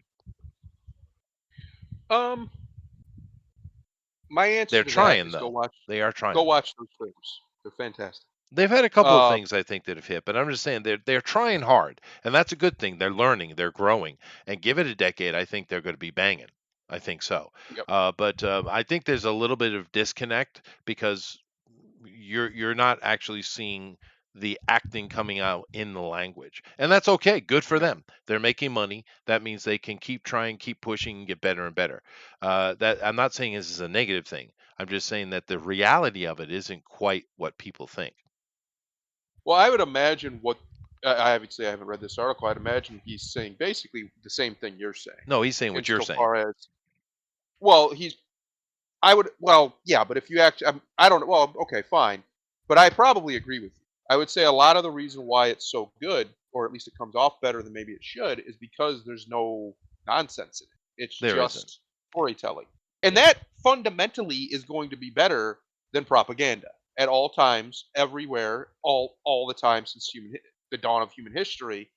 Anti-propaganda is always more compelling than propaganda, and Yeah. to be anti-propaganda is just to tell a story. Right. And that's never really I mean, even back in the Greek states days, where a lot of our modern storytelling structure comes from, it was the way. Like, they tried to do all sorts of propaganda pieces and plays and things for the governments of the time, or whatever, the kings and whatever, and they just always sucked compared to the rabble rousers, who would make That's things true. that would get them killed sometimes. Sometimes, or Yeah. forced suicide. is the word they Yes. like to use. But Yes. I watch a lot of this stuff because my wife has always liked Korean stuff. So I see a lot of this stuff in my house, and even putting aside that I can't stand the sound of Korean. I don't like the sound of the language. I don't. But putting that aside and trying to be, uh, I just love your transplanted racism against Koreans. I love that. That makes me so happy as a human being, Chester. You don't even know. well, I'm sorry. Their language sounds like shit. Um, but whatever. But putting that aside and being objective, not subjective, I see that they're coming up. They're working hard. They're trying, and that's all good stuff. It's all good. They don't have their legs under them yet, is what I'm saying. Yep. Yep. Yep. But give them time. My answer to that: go watch Along with the Gods. I think there's 2 of them. There might be a third out now. I know they were planning on putting a third out in 2021, but then the pandemic happened and finally Science fiction or kibosh something. that. It is a modern fantasy of I think it's Hindu mythology. It's hard to explain. Basically, it's about a guy who died and is in the afterlife being judged by the gods. And you go through his life and his story, and there's those other guys who are like his guardians, whose job is to be like his lawyer, basically, be his lawyers, his defendants, and Mhm. represent him, and also literally his defendants from like evil spirits and stuff. It's really good. I highly recommend those movies. I have to anybody who has any interest in foreign films. That sounds like a Japanese manga that I heard of. It could be. Yeah. I mean, it's The very derivative Koreans rip of. off though. You guys Course. don't understand Korea. You don't. You're not over here. The Koreans don't give a shit. They will copy, they will steal, they'll do whatever. Yeah, They they're don't Asian. care about your opinion. They don't care about your ownership. They're worse than Chinese in that regard. They will copyright you to death. They don't care. They don't care. Yeah, the Koreans are But like that. I highly recommend watching it. If it is a ripoff of something else, I have no idea what it is. I've never heard of it. It seems like it's an original because it's very especially in the second one, the story is very Korean, meaning it's very much about stuff that's going on specifically with Korean people. Mhm. But the first one is the better film, and it's really really good. I Yeah, that's highly cool. highly recommend. And they are having some hits. I love The Last Train to Busan. That's a great movie. Yeah. Yeah. They are killing it on some things. Like I said, the whole industry is coming up, and that's a good thing in the long run. But I do have my biases. I do. Because it's I can just the tell. way they are. Let me give you an example. No, let me give. It's I don't like the irritating sound as of Korea. shit. Chester Bubsby, I don't like it. 2023. But let me give you an example of how they are. If you go talk to the Koreans, as far as they're kind of like Chinese in this way, but to an extreme point. They think they invented everything that ever existed. They made it. You want to talk Yep. about Afrocentrism, dude? They ain't. The Koreans say, "Hold my beer, dude." Right? Because they invented everything. Everything is theirs. They are better because they're the ones, and everything everybody has, you stole from them. You stole it, you bastards. Let me give you an So they're example. black people with worse vision. Mm-hmm. Get good, Scrubs. That's what I say to that. Yeah. Get good. Get good, I guess. But here's a good example. The Koreans insist that they own Makita. That Makita, which is a power tool company, right? It's a very good one. Yep. That they created it. It's their thing. They go on and on and on about it. And of course, that completely ignores the fact that Makita was founded and operates out of Japan, the same city that Toyota makes its shit in. Right? They have no ownership of Makita. They have no connection to Makita whatsoever, but they insist it because they're Korean. And you can't tell them nothing. You can't have a conversation with a Korean. You can't. Anyway, moving on. Moving on. James Mangold provides new details about his announced Star Wars film. Says he wants to create the 10 Commandments of the Force. How about this for a commandment? Don't. Yeah. Yes, let's start with number one. Don't. Take a look at this right here. Take a look at this right here. Rumor: John Wick Chapter 4 star Bill Skarsgård up for lead role in James Mangold's Swamp Thing. James, what are you doing out here, bud? You're all over. He's all over. And why? Because he made a failed Indiana Jones movie, Yeah, that's right. right? That's how you do it. I Fail mean, up. to be fair, he's a good Well, he filmmaker, did. He didn't make it. Kathleen Kennedy made it, but right? he's gonna. And did you see Steven Spielberg's showing her up on stage? Ooh, you know, Kathy's mad. She mad. But here's the thing. By all accounts, he made a beautiful movie. Not surprising, right? John Williams scored it. Love, pure love. Yeah, because and you see Williams standing next to him, right, with the Insidious one. But he did. The Insidious But the one. thing is, Mangold does exactly what he's told to do. He's a good filmmaker, but he does what he's told to do. Therefore, you can't trust this to be anything other than the woke crap we're getting from Kathleen. Yep. And this right here, I don't know who's directly connected with it. I'm assuming it's Warner Brothers. But maybe this has a chance because he is a good filmmaker. If we take a look at, although he's not aging well, let's be fair. Okay. But anyway, let's take a look at his the movies he's directed. Don't know, boring as shit. One of the few movies in my life I walked out of, Copland. Sylvester Stallone, It's sorry, boring. buddy. Yeah. Kate and Leopold, it's a chick flick. Identity, excellent movie. If you haven't seen it, go watch that. Damn. Isn't that the movie that is very, very similar to the Bourne Identity? No, no, no, Or am no, I no. thinking of a different? I'm thinking This of a whole different movie movie. takes place in a motel. Gotcha. It's. I'm not going to say a word. You don't want. I'm not going to say a word. Go find Identity and watch that shit. It's Walk the Line is one of the best biopics. Yeah, It's very good. very good biopic. Don't know this one. 310 Yuma, of course, Russell Crowe, excellent. Night and Day, it's okay. Yep. It's okay. Don't know this. Don't know this. Wolverine was the Wolverine. Logan, epic. But Wolverine was fine until the end. I Yeah, thought the yeah, ending it's is where true. it fell That's apart. true. Logan was great. Ford versus Ferrari was great. And I it's hear. sad because we know this movie is full of nonsense. He did what he was told to do, and it's bombing. And I'm sure it's a beautiful movie. I'm sure it's a good movie, actually. I didn't even know it was out. It is. Yeah. 310 to Yuma is a great remake, dude. That's a really good remake, 310 to Yuma, with Russell Crowe. But I'm saying Mangold, he's pretty decent, dude. There's some good flicks in here, man. Got a pretty good filmography. Yeah. I have no hope for this because he does what he's told, right? This right here, maybe because I don't know what that means though. The Ten Commandments of Star Wars. What does that mean? Does he's he mean talking like the about movie Ten Commandments? He's talking about Charlton Whatever utter Heston's mega flick, right? Yeah, that's what I'm saying. Like, what does that mean though? Does he mean like the Whatever- scale of that movie? Whatever utter nonsense Kathleen Kennedy comes up with, that's what the Right. Ten Commandments are. Right. Does he mean it literally? Like he wants to have his movie be about like the laws of the Force or something? No, Like, I think he means the scale. Okay. Yeah, I'm okay with that as long as it's not nonsense. it's going to be though. Like I think Star Wars' biggest problem, even with Lucas at the helm, was it never really hit on the scale of and scope of things that are happening.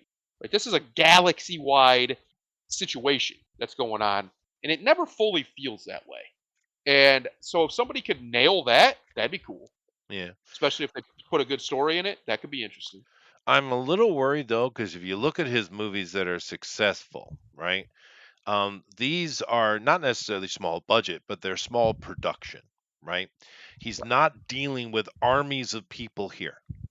These are small, tight little movies with good cast and all the crew they need. But it's not like the thing with Star Wars is you're dealing with thousands of people that are involved in the machine, right?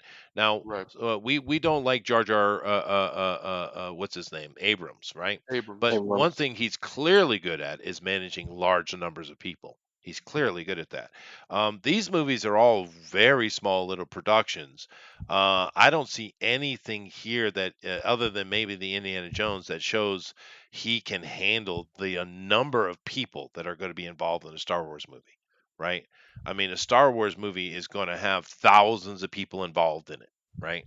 Because, like you said, it's some money laundering. Everyone's got to get paid, but you have to manage that insanity, right? And then you also have this huge CG budget, right?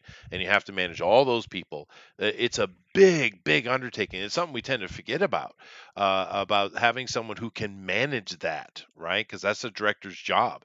These are all small productions, dude.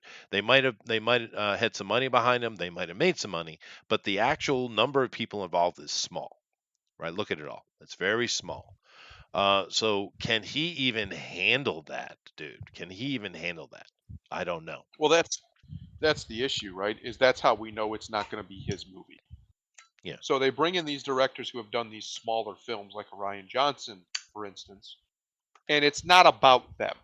They No. might they'll get some input, and they might get some certain overall narrative in or whatever or tone, but the functionaries of the in and outs of the movie are going to be directed from the top down, and we know that. That's just what's going to happen.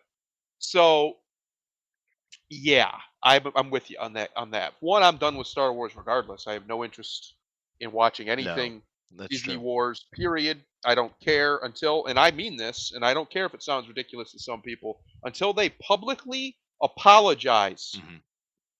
for what they've done with Luke Sky. I don't care about Rey. Rey's just a bad idea. Fine. What they did to Luke Skywalker is unforgivable. And until they apologize to the culture that they vandalized, and they do so very clearly and not with corporate bullshit double talk, I will not give them another chance at my money. There is nothing they could do to get me to come give them money Yep. for this film or any Star Wars film or any Star Wars anything Yep. ever again. I almost bought that new Star Wars game that came out, the Jedi one, and then I was like, nah, because Disney gets some.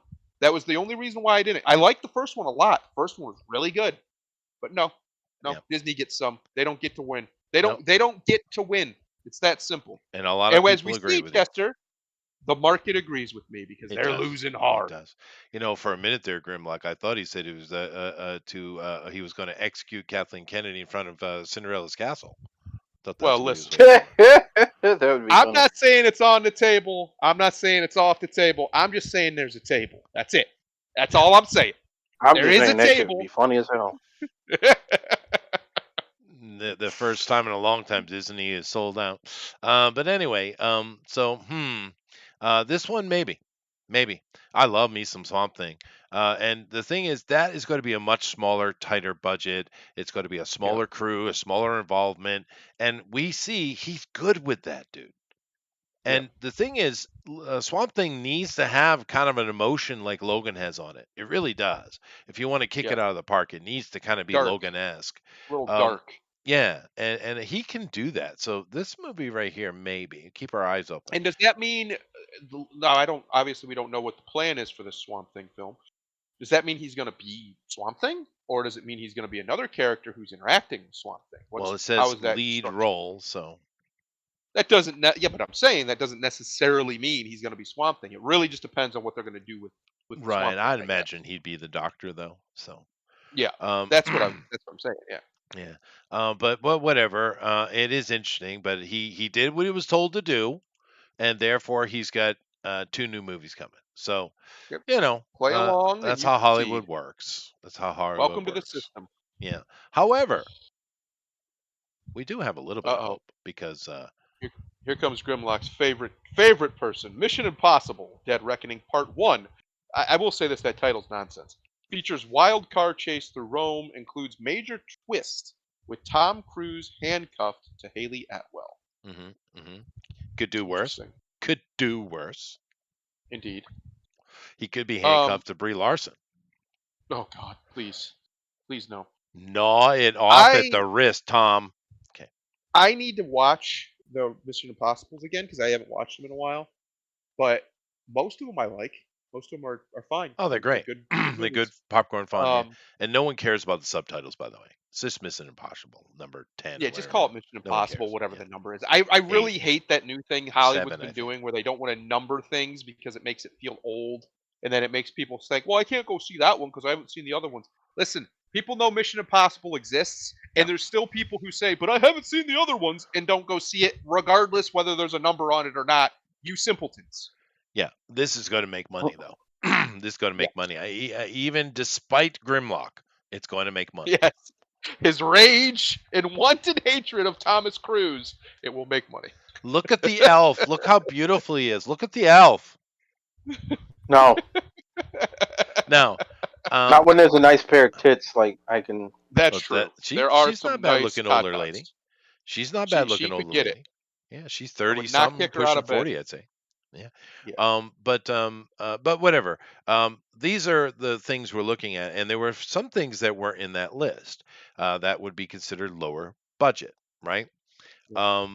And not put on the thing. Like for instance, I just saw the it's the second one. It's the Chris Hemsworth vehicle there. Yep. The Extractor, I think it's called the Extractor, or something, Extraction or something like that. The first one was okay. The second one, damn, dude. We know. I just watched it. It was real fun. You guys should go watch Extractor 2 or Extraction 2. The thing with Chris is he's not happy with Disney. He's said, I ain't doing any more of them. I'm done. Because he's very upset what they did to his character. So he's finally speaking out now that he's away from Marvel. And here's the thing, Chris, 8 years too late, bud. 8 years too late. However, Chris put it on the table in that movie. He's like, I am an action star. Come tell me different. Go watch that movie, dude. Which movie? Extraction 2. Extraction. Yeah. Okay. Yeah, I know it's an indie thing. It's not one of the big AAAs. I get it, but damn. And the thing is, that had side characters in it other than him being the main character. You actually give a shit about, and Yep. one of them's a female. Wow, Uh-oh. amazing. We're not allowed to have that. You can have movies where you actually have an interesting female that you care about. No. Mm-mm. Oh no, he kills it, dude. That boy is pure action hero. Pure action hero. We need more of it. More of it. And to be fair, the whole Thor thing was keeping him down. It was keeping him down. Because go Well, watch it. He kills in that movie, dude. because they wouldn't let him do anything but be a joke. Yeah. No, It's that's Thor. exactly right. Just Because a joke. we saw in the Infinity War, they let him cut loose a little bit, and he was cool, Yes. right? He could act. Wow, crazy. Wow, and he can do action. I'm kind of at the point here. I'm of course going to watch this like I do all the other ones, but I'm at the point where I'm kind of curious what you guys have seen recently that you liked that's not AAA. Because The Extraction is definitely one of those. AKA is a French movie I watched that was very similar vein. Kind of the ultra spec, black op person or assassin or whatever doing their thing. AKA is a French one, but it was pretty solid. And once again, indie. It's not going to get any press. But you do see, I do see things here or there that I actually enjoy. How about you, Grimlock? What have you seen lately that you actually liked? As far as new movies, nothing. I have Goose. not watched a single movie. Really, nothing this year. Nothing this year that you saw you actually enjoyed. Nothing. I don't mean AAA. I mean just any movie. If there was a movie I watched this year that I enjoyed, it was an old movie. Oh, that's fine. I've done that a lot too. Unfortunately, we've been forced to do that a lot. But there are a couple good ones. That's what I'm saying. The AKA was pretty good. Extraction was excellent. I mean, Chris Hemsworth is legit action hero, dude. Legit. Yeah, he should be. I mean, was playing what should have been the perfect example of positive masculinity in Marvel movies, and they fucked that all up. Yeah. And I think you're right about that. I think he bit his tongue, held his tongue on it. Now he was as guilty in some respects as a lot of them. Like the Fat Thor thing was his idea, but I would imagine he expected that to be resolved better than it was, or at all, in that movie. But regardless, to answer your question that you're getting to here, I would consider Renfield probably. Yeah, no, Renfield was great fun. But Yeah. it was great fun. It's another one. I mean, there are. My point is, there are stuff. It's just from the indie market. It's not from the Yeah. AAA. And Small. the same thing in video games. Same thing in comic books. Same thing in board Yep. games. Across the board, the AAA stuff is shit. You have to go looking for indie. And Roger is saying that he's talking about the thing of rumors of Disney being sold back to George Lucas. I'm waiting before I talk about that because I have no clue, dude. But I mean, there are some good flicks here or there. Is kind of my point. It's just not coming out of mainstream, and it's a shame. Yeah. I would say the only mainstream game that I liked that's come out is Diablo 4. But I'm a big Diablo fan anyway. I love isometric games. Yeah, I I've heard think a lot of Diablo good 4 is things fun. about it. Yeah, The story's fine. Lilith is actually a pretty good villain. She's the evil mother, basically. They actually did a decent job with that. Um, and the only problem I have with it is the only major problem I have with like the storyline is it's one of these storylines that only exists to further the narrative further, I guess, right? Take the narrative to the next step. And I don't like that. Like if you're telling a story, tell a story, finish the story you're telling, yeah, and then leave breadcrumbs to a bigger story if you need to. That's fine. yeah. But finish the damn book, basically. Um, but other than that, I think it's pretty good. It plays fantastically. I didn't have any issues. I didn't see a single glitch or even really a drop frame, which is very rare for Blizzard nowadays. And it's one of these games that surprised me with how dark it can get. And I Yeah, mean like brutal. Which yeah, it's Diablo, it should do that, but Diablo 3 was not that. Diablo yeah, 3 was Care Bear Diablo comparatively. And Diablo 4 is not. It is yeah. brutal. Well, I've heard good Very things brutal. about it. I have. And for Yeah. me, the only games coming out that I'm interested in at all, and it's sad, is City Skylines 2, of course, Yep. and Gangs of Sherwood, indie company. More indie stuff. It's funny because not too long ago, a lot of these companies that are now big companies were indie companies. The indie revolution, as it was coined 10 years ago, really pushed a bunch of these companies to the top. But I honestly think that that's going to probably just be the way gaming is, because the games that we like, the style that we like, what they call AAA games, that's kind of over. Uh, Largely because they're just too expensive to make. So if they don't know Mhm. they can make huge return on it at the back end, like a GTA 6, right? They know they're going to make tons of money off of that. Or this Starfield game is going to make obscene money. If they don't know that, then they're just not going to make it. You're not going to have AAA studios taking chances probably ever again. It's just too expensive. They're too expensive to make now. The the cost the cost analysis, it's not there. Um, so what you're going to see, and I think this is a good thing, is you're going to see lots and lots and lots and lots of like AAA light, double A, I guess, games, and we already see that. There's already, I mean, I get on Steam and I look, and there's games that look awesome that I've never even heard of, and I'm like, whoa, where'd this come from? This looks amazing. It's got great graphics. Huh. It plays very similar to a AAA game from the videos and stuff you see of it. Like it's a pretty good game, but it's not quite that top level, right? You can tell of some of the classic games that we all love. So I think that's a good thing. I think it's the market doing what it does. There's people filling the holes that the big companies are leaving. Yeah, And now that you have, I don't know about Sony so much, but I know Xbox and Nintendo have have embraced independent games in a way that I never expected, and they're doing it more and more every year. I think it's just the future. I think you're going mhm, to have this two-tier market, which we already kind of have, but it's going to be very hard. It's not going to be a soft line. It's going to be a much harder line. So only your massive franchises are going to get that AAA massive studio treatment. Take years to develop, blah blah blah blah blah, that whole deal, and then everything else will just be that lower level. So like I just talked about that Star Wars game, the Jedi Knight game that just came out, whatever it's called. Um, that originally, even though it came out from EA, was done by a in a small budget manner. It wasn't designed to be this big monster studio hit game, AAA style game. It just mhm. made a lot of money. So the second one they put more money into, right? Um, Right. I think that's just the future. I think that's how everything's going to go, and I don't think it's going to change anytime soon. Yeah, and we just have to deal with it, I guess. Captain Canada says Tetris the movie is pretty good. I actually heard that. I haven't seen it yet.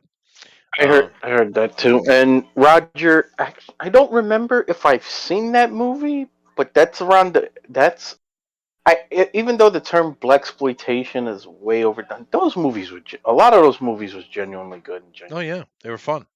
I will watch those movies any day of the week over the bullshit that comes out today, including that man who cannot be said, who used to sell film and pudding pops to the kiddies. Oh, I liked him on the Electric Company. But Shit, Uptown Saturday Night is still one of the best movies of that era. All right, that's Him true. and Sidney Poitier was fucking Yeah. magic together. That was good. But they put exploitation on the end of a lot of things, and it doesn't really make sense. Yeah. Why is it blaxploitation? They're just black movies. Why is that exploitation? It's just black people making a movie. What's your problem? I don't get it. Right? But they use that a lot. Talk about the blaxploitation movies. Yeah. If those movies are blaxploitation, then every Eddie Murphy movie ever is blaxploitation. Because yeah. my God, Hell yeah. Dude, I just showed my wife for the first time. She never seen it before. 48 Hours. Yeah. Great Really? movie. Nick Nolte. Oh, dude, that's an awesome flick. Yeah, it's a good time. Yeah, no, she'd Good never time. seen it. And I was like, what? And I immediately went and got it, and we watched it. No way. Blackjack, Billy Jack, I think is what you mean. Trouble Man is good. Also, Man. a great Marvin Gaye song. Dolomite. Now, Dolomite. Eddie just Dolomite and Human Tornado. Oh yeah. And what was the one that? Because Eddie just did a Dolomite recently. They call me Dolomite. But of course you had Samuel L. Jackson did Shaft. It was all right. I still think the original was cool. Not as good as the original. No. That movie got so much shit. You remember when it came out? Because it dared to have a strong father in it. That's literally it. Right. Yeah. At the end of the day, that was the only they couched it in a bunch of nonsense lefty speak, but that's what it was. He was a strong father, and they didn't like that. But it had Snoop Dogg pimped out. It was great. Yeah. Okay. Not allowed to show black men be good fathers. That's not permitted. Can't have that in Hollywood. Not going to have any of that.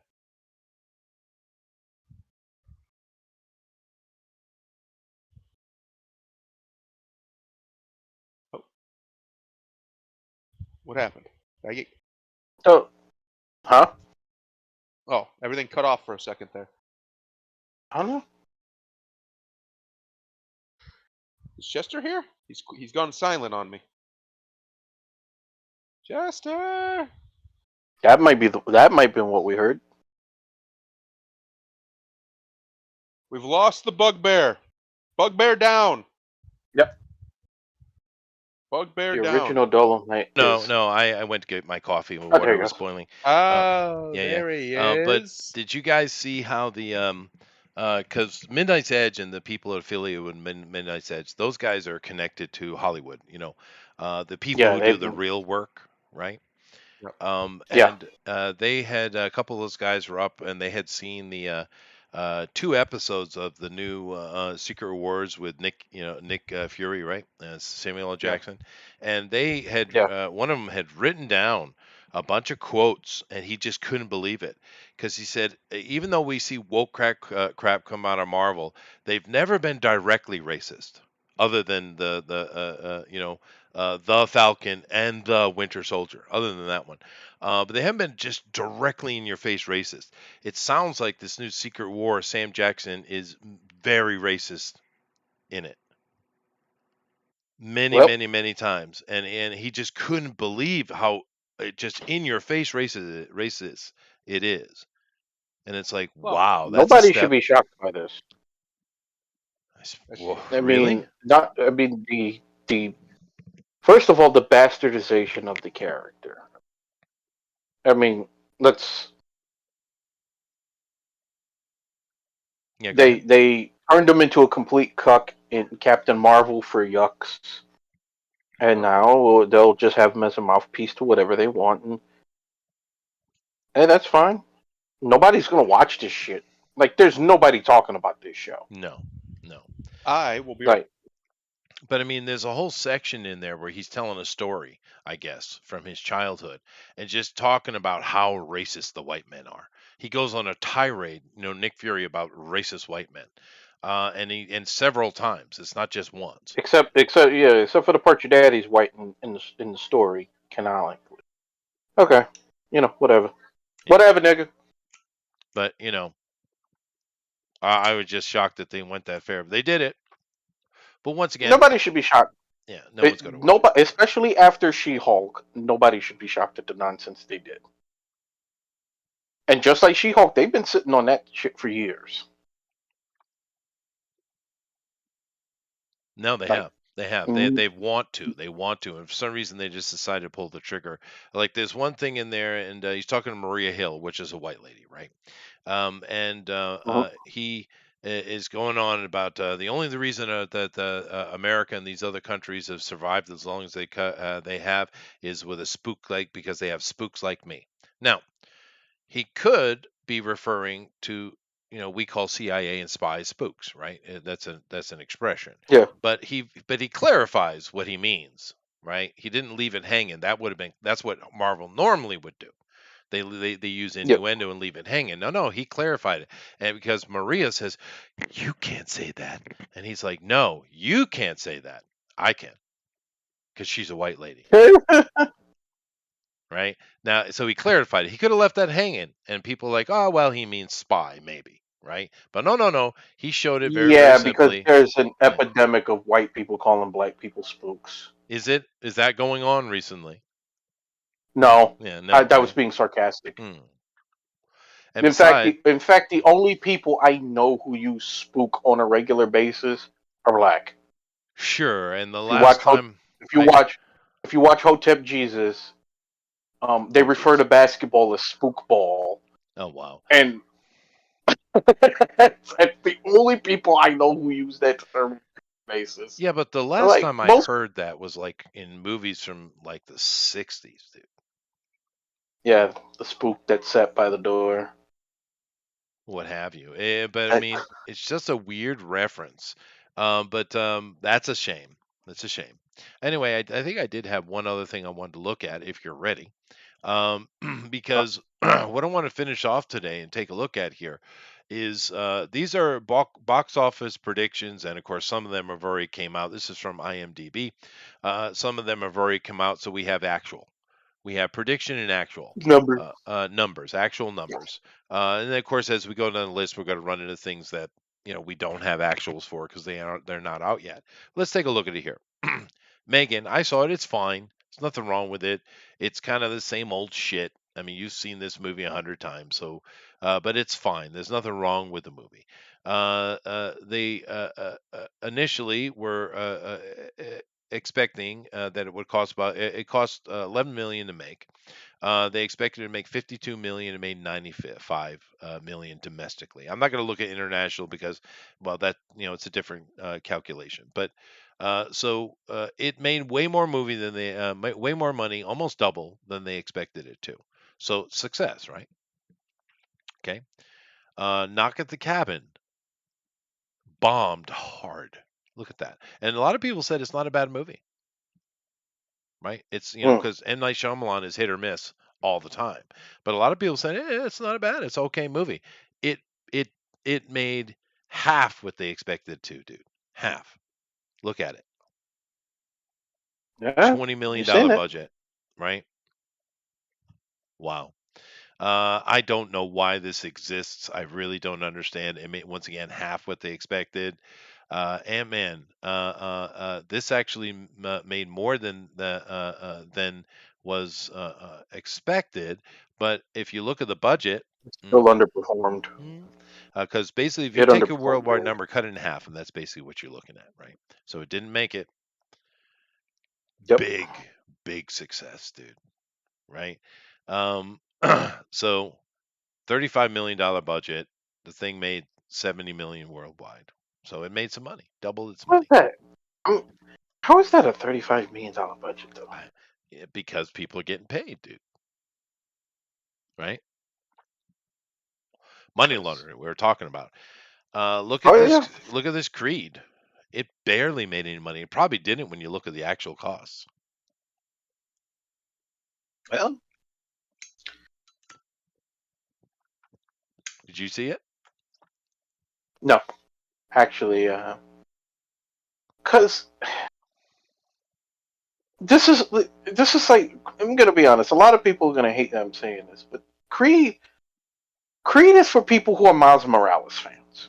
That's what Creed They are. series is for. Yeah, it is. It's just a copy It, of Rocky. it's Straight up it's copy. it's yeah, like the first time you see it, it's like, okay, that's the concept of it was cool the first time. The first movie, if it was just that movie and you left it alone, and it's what and just that story be what it is, it's like, okay, that's cool. You get the member berries, you get this, oh, it's Creed's son, and his Oh, good greatest idea. rival comes back to mentor him. hmm It was cool that in that situation it was cool. Yeah, But first one was cool. when they started to do sequels, it just becomes, oh, well, it's Rocky but black. No, it is, and that's the That problem. And they should have went a completely different direction. The first one was fine. The second one is basically Rocky 2. This one is literally Rocky 3 because he had to fight Mr. T, and in this one, Mr. T is Jonathan Majors. It's the same story. I mean, why would you do that? Sylvester Stallone handed it off to you. Go in your own direction. Tell his story. It could have been cool, right? Nope, yeah. nope. And people are just sick of it. So Uh, so yeah, I mean, after the first one, there's no real reason to watch. I'm pretty sure there'll be a Creed 4, mhm. and you know, it'll be whatever the hell it is. But at this point, it's it's instead of Rocky Balboa, it's Black Creed. Rocky. Yeah, it's Creed's son. Yeah, no, exactly. Scream here. This didn't make money, right? 70 some odd I've $1 million, never $35 million cared for budget. this. Nope. I never cared for the Scream Me series, so either. Yeah, I don't know, whatever. I, 60. I'll be honest. I like their soundtracks more than I've ever. I have their soundtracks, but I've never watched the movies. Oh, okay. All right. Yeah. But 65 lost money for sure. This one right here lost a lot of money, right? John Wick, this made money. Yep. Not tons of money, but it made money. This right here is absolutely lost money because once again, just take the worldwide and you have your actual here, cut it in half, so it's $104 million. The budget was 150, and they're not putting in advertisement in there. Understand that. Yeah. Super Mario, how did that do? Oh, I don't know, $1.3 billion. So let's round that up and just call that 700 million. I think they made money. Yeah. Yep. And their budget, I believe, is like only 100 million. So Yeah. yeah. No, they made money. Captain Canada, Scream is just a generational thing. I'm older, so it just wasn't my generation's thing. I'm a Friday the 13th and Nightmare on Elm Street guy. It's I nothing mean, personal. It's just not my generation. it it was just one of those movies. I like the scary movie parody. I like everything around that movie more than the movie itself. Sure, I just prefer supernatural aspects is all. I think that's the main Yeah. reason. But it's not a bad series and people love it. It's awesome. I have no problem with it. It's just not my shtick. Let's see here. Air. I actually saw this movie and it's I think that 7.5 is absolutely valid as far as the rating. It's a really solid flick. This thing made about wow. This thing made about 45 million. They lost money. Shame. This one lost a. This is dismal. It made about $13 million on a budget of 65 Oh, million. I was interested in Renfield until I saw fucking Aquafina in it. I get it, and she's what you I expect, but Yeah, which is which is the exact reason I refuse to watch it, because I know what to expect from her. no, and you're right. But Nicholas And Holt and Nick Cage are great, though. They are. I So, I mean, mean, the funniest thing you could do with Aquafina these days involves a trebuchet. oh, Trey Boucher. I see how you pronounce that. Yeah. Yeah, But major loss, major loss. This movie right trying to here, be fancy. cheap horror movie made in Australia and New Zealand. I think it was New Zealand. Just by looking at the trees and the accents, I think it was New Zealand. But this movie lost. I mean, this movie made money because it's so cheap. So good on them for that. My wife looks at me sideways, but when I see a movie. I can tell by just the landscape where in the world they are. Am I weird? Well, I mean, if you've seen enough movies, things become familiar. Well, So, I know what various plants grow where, what trees look like in different places. I don't know. My wife thinks I'm weird. Okay. well, you also isn't that your profession? Aren't you paid to know that? I suppose so. Yeah, I suppose that's true. But anyway, this movie made money, and it's okay. It's a fine little horror movie. Guardians of the Galaxy. Whoa. All right. Well, that made a little bit of money. Uh, Yeah, this is not making money. Fast X. It's still got some time left in it, maybe. This thing, wow, dude. I lost interest in the Fast series a while ago. Yeah, so did I. Little I I Mermaid I lost I, money. I would yeah, because look, I've said it before. I will say it again. I don't know who the fuck at Disney, other than the BS that these companies do to retain copyrights and things of that nature. Yeah, that stuff. Yeah. I don't know who in the hell told them that these movies was a good idea, because they've only had one live action remake of their classic animated films that ever did well, and that was 101 Dalmatians. And I said it before, I'll say it again. A lot of that had to do with Glenn Close being Yeah, Cruella Deville. she killed it. That's true. That is Other true. than that, I can't think of a single live action movie that isn't at best mixed reactions, polarizing, whatever you want to call it, to at worst just dog shit. Yeah, but if you look at the So back end on all of those live action movies, the reason when they keep making them is because with Blu-ray sales, toy sales, and things like that, they actually do make money. yeah, but who's buying it? Because I go, like I said, I collect figures and shit, and I've seen so many of those things in wholesalers, clearance sections. Nobody's buying them. They're Grandma. taking massive. Not even grandma. They're No, taking massive losses on that shit. they are, but in You, the I end, it mean, is eking out to be an overall profit, though. What's happening is grandma's going and saying, "Oh, that's a cute Disney thing," and buying it for a Christmas present or a birthday present. but even still, because when I say I see these in those wholesalers, I'm not saying one or two. I'm seeing like a whole section where you could clearly say they just took a whole box and put that shit on a shelf, and it's like Yeah, no, I've that ain't seen that going too. I nowhere. have. No, you're right. You're right. Like Um, all those Eternals action figures, I could have. We tried to tell you. We warned you. yeah, no, that was They a can't big even get rid of them debacle. bitches on That's clearance. true. But when you're looking at these numbers here, guys, just so you know, when you look at the budget, basically the general way to go about it is whatever the budget is, double it for the advertisement and other little things they don't put Yep. in there. So when we look at Spider-Man here, you're looking at about $200 million it cost them to make this thing happen, right? And it made 489 worldwide. You got to cut that in half, and that's $244 million. So basically, they've made $44 million off of it so far. Therefore, it's profitable because they're gonna sell this for distribution, Blu-ray sales, all these little extra things that go on years and years and years. This thing is already in the black, and it will continue in the black. So it made money. But whereas if we look at some of these, this thing right here, so we're looking at about $500 million overall cost to make it, and it only made 243 million. And the back end legs, they'll be lucky if they even get close to breaking even on that, right?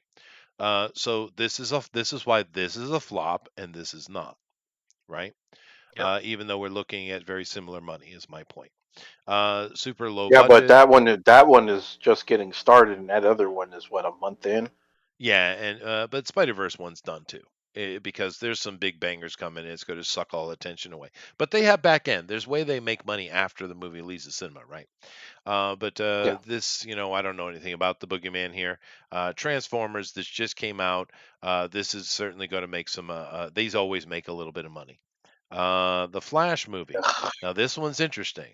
$400 million for them, and this one's probably closer to five because of all the reshoots and all the other nonsense. That thing is going to lose money It's regardless. already look at it, dude. I mean, look at Yeah. it. You know, it's it's only made $65 million so far, and it's of course it's just in limited opening, and it's going to open bigger. But this thing is going to bomb hard. This thing is a wicked debacle. Look at $400 million cost, $22 million they've made off. That is a bust, dude. Ultra Mm. bust. Yeah.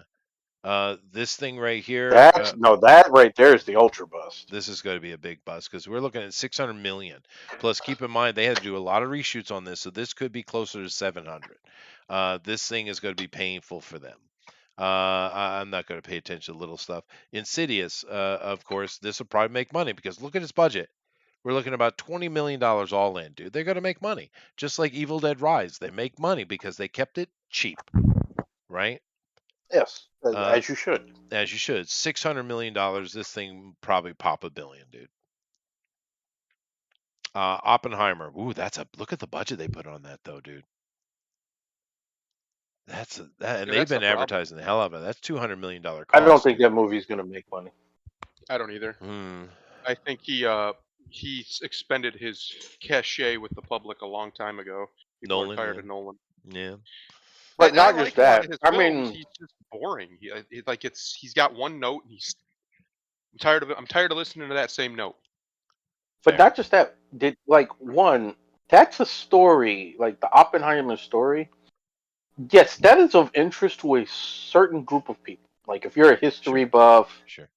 or something like that, yeah, you might be interested in seeing this movie. The average normie who's, taking their weekend off from work and they just want to go do something for fun for 2 hours, I don't think they're thinking, oh, I want to see a movie about Oppenheimer. Yeah. Yeah. I just think the trailer. Especially when the average American can't spell the motherfucker's name. That's true. I think the biggest problem that movie's going to have is actually in the trailer. When Matt Damon's character says, "This is the most important thing anyone's ever done in the history of humanity." You're right. That right there is what people are tired of. All of his movies, he pretends like it's the most important thing anybody's ever done that's ever. his thing. That's the Matt Yeah, and Damonisms.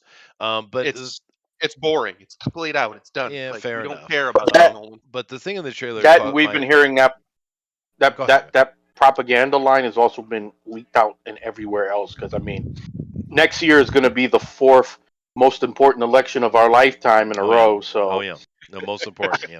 But the thing is, the thing in the trailer that caught my eye more than that was the fact that how emotional everyone was about it. And the simple fact of the matter is, I'm assuming here.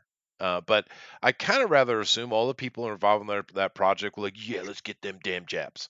And then Germans, then Nazis. I kind of think their attitude was more leaning that way than, oh my God, people might die. This is dangerous. I don't. It absolutely was.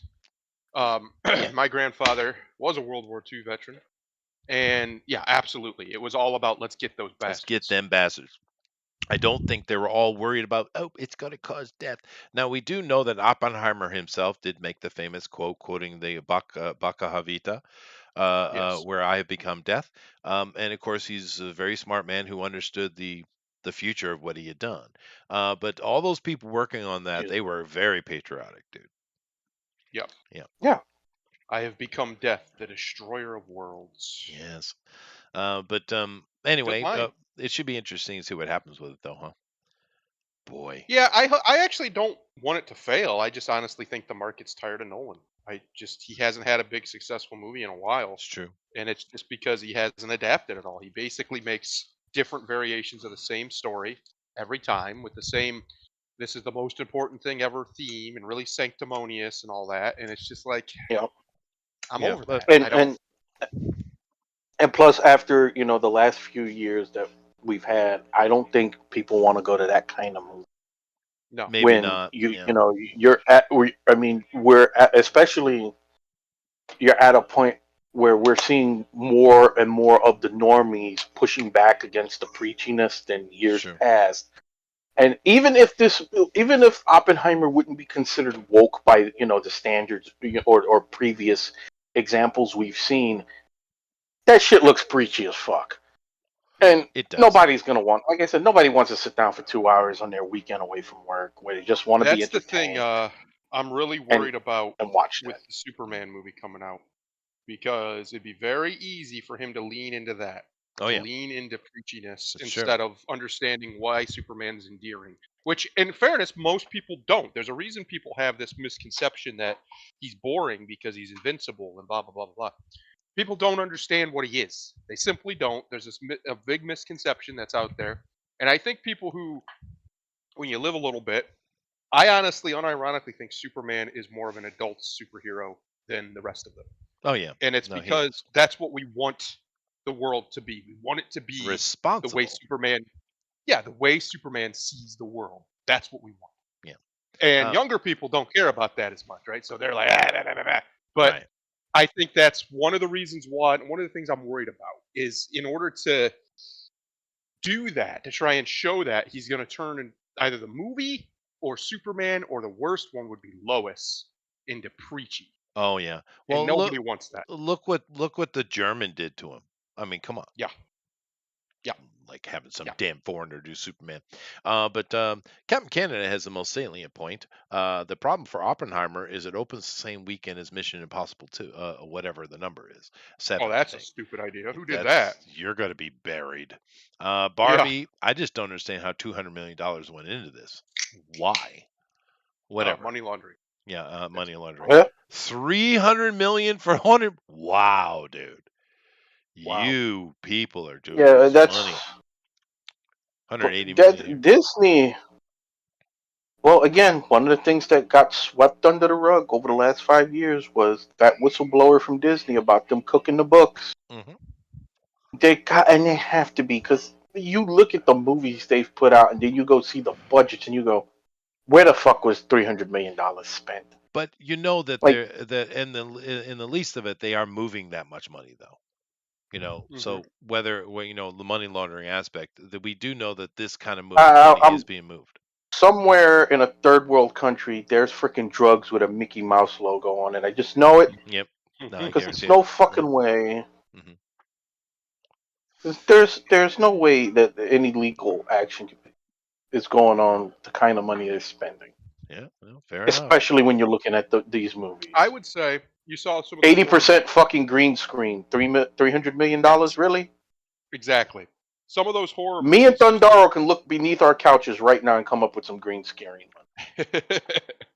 Those horror That's movies how you see affordable they've become. have all that lower budget, right? And a lot of those are using much more practical stuff. They have to actually build stuff. They're not all green screened out, thankfully. And yet they have a much lower budget. Now, how do they pull that off? That's Yeah, interesting. it is interesting. And I would say right around 20 to 100 million is where a movie should be to make, depending on what scale you're going for. Even in today's economy with today's dollars, anything more than that and something fishy is going on. Something fishy is going on because that's a lot of money. It is a That lot is of money. a lot of money. Yeah. Paramount's dropping $180 million on a Teenage Mutant Ninja Turtle. Of course, China's dropping $400 million on Meg. It'll make it though. Yeah. This one right here, $160 million. Now, when we look at some Indian movies, we don't have to double the budget for advertisement. We don't have to do that because it's a different arena. But I've been seeing advertisement for the last voyage of Demeter everywhere. So this is a pretty standard Universal movie. Therefore, tell you that's how what, you though. double it. So 160. The Indians, though, they're making some good films. They are? They're not good like No, they're fun. objectively, classically, but they're really fun. Yeah. They're just having fun out there, and I'm like, I'm here for it. And Have fun out there, boys. You know what I noticed? I watched one the other day. It was a very recent one. It was called Mm-hmm. Yeah, that one. And it was stupid. It was brilliantly stupid. That's But right. Yeah. you know what I noticed in it? There were several ladies. They actually showed cleavage. Wait a minute. No. Wait a minute. That's haram, sir. That is We can't be haram. having that. That is We can't be haram. having that. Particularly in India, people don't understand how conservative they are. I know they are the Yeah. people who long ago made the Kama Sutra. I get it. And if you go look at their Mhm. temples, you'd question what happened. But they are ultra conservative, dude. Seriously, a lady showing cleavage, that's a big step for India, dude. It really is. I thought about it. I'll go. You should go check out the RRR. That one. That one is purely stupid. It's one of the most stupid things I've ever seen in my life, and I loved it. Yep. Okay. It's over Uh, the top it's it's basically like dumb. Fast and the Furious. Just Yeah. dumb, doesn't make any sense. How is any of this happening? But you can't stop watching it. You're like, what the hell's going on? Right. Well, dude, the best comedy of the year so far was that Chinese movie Carter. Yep. And it wasn't supposed to be a comedy, but damn, is it hilarious! My family laughed the whole time through that movie. It's so ferociously bad. It's perfect, dude. He's literally falling. They've fallen out of the airplane. They're falling down. They have nothing, right? They're falling through the air, but they're still fighting, of course, because it's a Chinese movie. But he Yep. literally somehow goes sideways at supersonic speed to interact with the bad guy. It was beautiful. It was perfect. Carter, go watch that. That's a good laugh. It's not supposed to be, but it's hilarious. Grant, this movie is going to bomb hard, dude. Look at that. $270 million they've dropped on. Although I don't know if I can drop that kind of advertising doubling on it because I haven't seen anything of it. But it's a minimum 200 million, right? Yeah. This doesn't even have a picture, and you're spending $160 million. What are you doing, MGM? Look at Ridiculous. that $400 million. Oh, dude. That's right. It's Dude. just getting out of hand. Like it's getting completely out of hand at this point. Oh, wow. $80 million for some stupid dog movie. What are you doing? One thing 100. I will say about the Meg, because we were talking about that $400 million budget. Good on Jason Statham, my boy, Oh yeah, he's making because money. he was like a very middling celebrity for a very long time, just making shitty little action flicks that were fun. And in the last couple years, he's been coming up. Meg hit really huge. He's obviously a big deal in the Fast and Furious movies. Good on Jason. I'm happy for him. Yeah, no, I've always liked Jason. He's pretty cool. He's a hard worker too. Yeah. But look at here. We have something more reasonable. I've seen a bunch of ads, so definitely do the doubling of the budget for advertisement, right? So $120 million Yeah. for Denzel. You know, he's got a chunk of that, maybe 20 million, maybe. Probably right Um, around there. but the thing with that is it's more reasonable, $120 million overall costs. They'll make that back, dude. Yeah. Right? Yeah. That'll And make you, some you money. look at it there, they think it's going to open with around $70 million. I'm telling you, it's going to do more than that because people like Denzel. And the thing was, Denzel doesn't get up and say stupid shit. When he does speak, he's like, "Stop being stupid, Hollywood." Yeah. When he Try does try speak, not being dumb. Give yeah, that a shot. yeah. But it's much more reasonable budget, right? Uh, this is also reasonable, but I have no idea why this is being made. This is just stupid waste of money. $200 million. Wow, dude. Paw Patrol, $130 million for Paw Patrol. Damn, That's dude. nutty. Do the kids love it that much?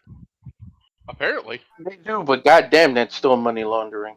That's huge money, dude. Here's your movie you're looking forward to, The Creator. Yeah. 200 Looks million. good. Looks good. Looks inventive. Looks like a new take on a story we've seen before, but that's all right. That's basically movies in general. So, yeah, I hope it does really well. I really do. I hope we get a nice little bevy of. I mean, we got Dune coming out as well, but that's derivative, obviously. I hope we get a nice little bevy of sci-fi again. We haven't. We've been in a little bit of a dearth here It's true. of It is sci-fi, true. and And I've been hankering for some. I miss yeah. good sci-fi stories. Well, and if you look at the trailer on this, it looks like they spent money, Yeah, right? It yeah. looks like they You spent can money. see the budget on the Yeah, screen for you can once. see You're the like, oh, budget. Yeah. okay. They spent some bucks here. They put some here. They put some there. You can see it. Whereas a lot of these Marvel movies, holy hell. Yeah, $160 million for Craven, dude. Wow. That's just money laundering 101 is what that is.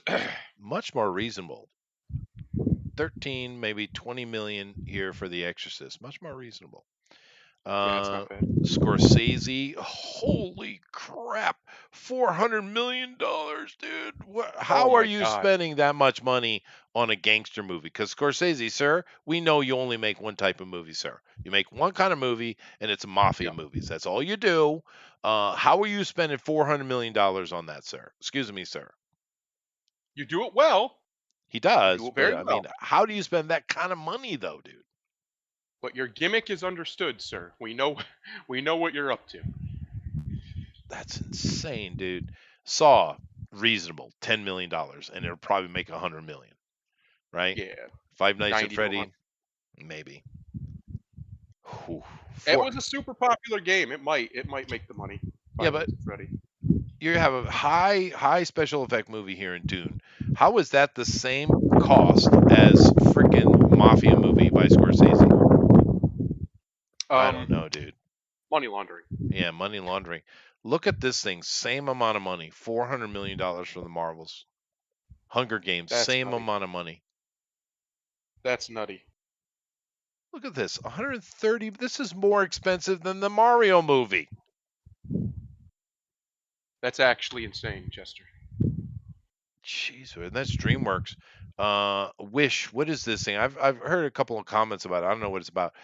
Wish will follow a young girl named Asha, of course, who wishes on a star, of course, and gets a more direct answer than she bargained for when a troublemaking star comes down from the sky to join. Oh, yeah, that's going to be bad. Wonka, $250 million. Wow. $400 million, and we know that's way more because of all the extra shoots and shit they've had to do. Crazy, dude. Ghostbusters, $180 million. Whatever this movie is, $200 million about a family of ducks. Are you what? Oh, they've lost their minds, Chester. I don't know who is in the middle of a hurricane over here, but you know. Dude, look at that. $200 million for literally a family of ducks trying to convince their overprotective father to go on a vacation of a lifetime. Oh, wow, dude. The Color Purple, $200 million. Why? Anyway, I just thought it would be fun to take a look at CG that. her eyes to not look so far apart. That's not possible. She's like a we black hole. We do not have the technology. We do not. We do not have the technology. But I mean, the amount of money they're spending, dude, the amount of money they're spending, is out of control, and they're not making money. You know, when I was younger, not a child, but just younger man, I remember that old Kevin Costner came out with a big old flop, and it was the most expensive movie ever made, ever Yep. made, $100 million. Yep. How long ago was that? I think it was the 90s. Yep. Matter of fact, I think it was in Hawaii, 30 so years late ago. 90s. Yeah. About So, 30 years ago. and that was the biggest, it was insane budget. It was like, how are you spending that kind of money? $100 million. Look at what they're doing now. I mean, And they're it like, wasn't CGI, green screen, everything. yeah, They had to actually build those sets. they did for that kind of crazy amount of money. And it's like, when you look at the budgets we just looked at, where is that money going, dude? Where is it going? Because they're not building sets like that hardly anymore. It's all going to animation. I know directly that animation's gotten a whole lot cheaper, right? But yet you're throwing 100, $200 million at CG companies. Why? It just doesn't make any sense. And this, I know it sounds weird. We just say money laundering, but dude, what else can you call it? Especially the fact Yeah. they know it's not going to make money. They keep throwing movies at you that aren't making any money, one after the other. They don't blink. They keep making the same crap that they know isn't going to make money. They don't. No one's complaining. No one's arguing. There's no stress coming out of these corporations. So what's going on? What's going on? Because a normal company that would have 3, 4, 5 movies in a row like Disney that is losing 100, $200 million a pop. I mean, Yep. they've easily lost $1 billion over the past few years, easily, and nothing, no change. No, they staying right the course. There's been a few little members of stockholders that have gotten in and made some comments, but overall the stockholders don't care. So what the hell's going on? You can't keep burning that kind of money unless you're not actually burning it. I mean, am Yeah, I right? that's Am I it's wrong here? it's being washed through probably through some kind of criminal enterprise or something, and that's where it just doesn't make any sense. Where is that money going? Ukraine. Where? It's got to be going somewhere like that because it is a black hole of money at this point. Yeah, it's insane where they've gotten to these costs. And you see several of those movies are way, way cheaper, under 100 million, right? And they're fun. Like Renfield, what was that? Was it 65 million? I think it was. Yep. Renfield. That's pretty pricey. That's like 130 million dollars overall because they did put a lot of advertising behind that. And it didn't make money. Hopefully, it'll make money in the back market or selling it to this or that. But if you look at that movie, it was fun. I really enjoyed it. But even at that cost, where did that money go? Because the only person in there that's worth any kind of millions is Nick Cage. And I seriously doubt he got 50 million to do that movie because only Robert Downey Jr. and such get that kind of money. So, I mean, how much do you think Nick got? 10 million maybe? If he was lucky? Yeah, if he was lucky. Yeah. So, if you look at that movie, where did all that money go? It's not a crazy top end CG movie. It's got some special effects in it with the blood and stuff, but that stuff's never been expensive. Mhm. So No, it's cheap to do. yeah, I mean, uh, if pro wrestling can do it, they can do it. r- Special effects like that. well, sure. But then you go Um, look at Evil Dead Rise, which had a budget of $10 million or 15 million. That movie right there has way more blood effect in it than the entirety of Renfield, yeah, and it looked yeah, great, by the way. It is a bit woke, but that movie looked great. Beautiful movie. gorgeous even. You know, it went to Ukraine. Now, maybe. Well, I mean, for a long time, you got to keep in mind before all this nonsense happened a year ago, you had even places like CNN were complaining about how corrupt Ukraine was and all the money that was being Yes. laundered through it. It's only after Russia did its thing and they were told you need to hate Russia that they started talking, oh, Ukraine's the greatest place ever. It's the George Floyd 2.0. And it's only since then because before that they were going on and on about they didn't like Ukraine because of the corruption there. And speaking of George Floyd, Uh-oh. well, Uh-oh. Hmm. well, I mean, I cannot believe the nonsense that came out of that. Here is a violent criminal who is Yeah. literally passing back bad checks. The only thing the cops did wrong was not just being cops. They were being soft with him because he was a black man. If they went and treated him like a white man, there wouldn't have been any problem, right? But they were being soft and gentle with him, and he had enough time to swallow his drugs, which killed him. But yet we had this worldwide thing of like, oh, George Floyd, he's murdered by the police. Oh, St. Floyd. It's like, are you fucking kidding me, dude? I mean, All I that's know, insane. You people lost your goddamn mind. He's a violent criminal.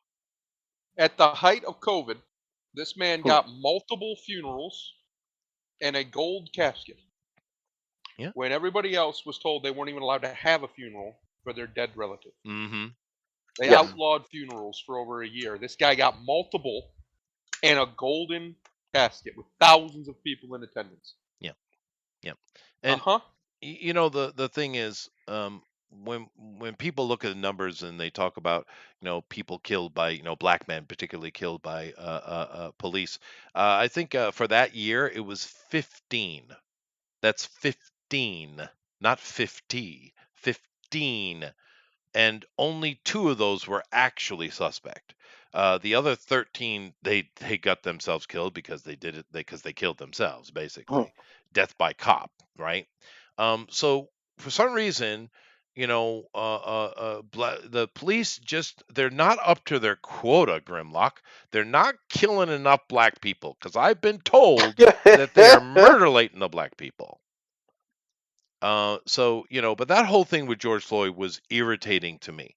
I mean, because if and then people when they finally saw the film of the from behind, right, where the cop, you could see his knee Yeah. isn't on his neck at all; it's on his back, right?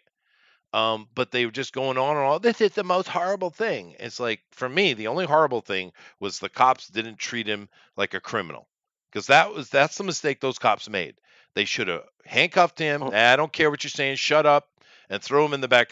Checked all his pockets and threw him in the back of the car. That's what they should have done. And if they'd done their job properly, there would have been no problem. The fact that they were being so gentle and soft with that guy and putting, because he was like, "Oh, I'm scared," and they were being gentle with him, he was able to get the drugs out and eat them. Right? Because that's what killed him in the end. And people seem to forget about that. Yep. He died by suicide. He literally OD'd himself. Yep. But yet, St. Floyd and all the nonsense that happened in so many countries going on and on and on about it. Black Lives Matter. Do they? Do they? No, not really. Whose life actually matters? Right? I mean, we come right down to it. Nobody they can't profit off of. That's right. They can profit off of you. You matter. Temporarily. There's plenty of good citizen black people whose lives do matter, but not all of them. There's plenty of black people in need killing, dude. Plenty of them. Yellow ones, red ones, white ones, brown ones. Plenty of people need killing. See, Chester's coming around. Coming around. He's gonna be out here advocating for the light post decorations and the Christmas tree, human Christmas trees I've been advocating for going down I-95. I think he's coming around. Well, you know what I'm saying. Not all lives matter. They don't. Correct. All lives do not matter. There are plenty of people who gave up that right. None of them do. Until you make it matter. Because the West especially has this obsession with life as if it's something special. As far as we know, unless you believe in a higher power, a creator, and all these things, okay, fine, then you can have an argument to say life is special.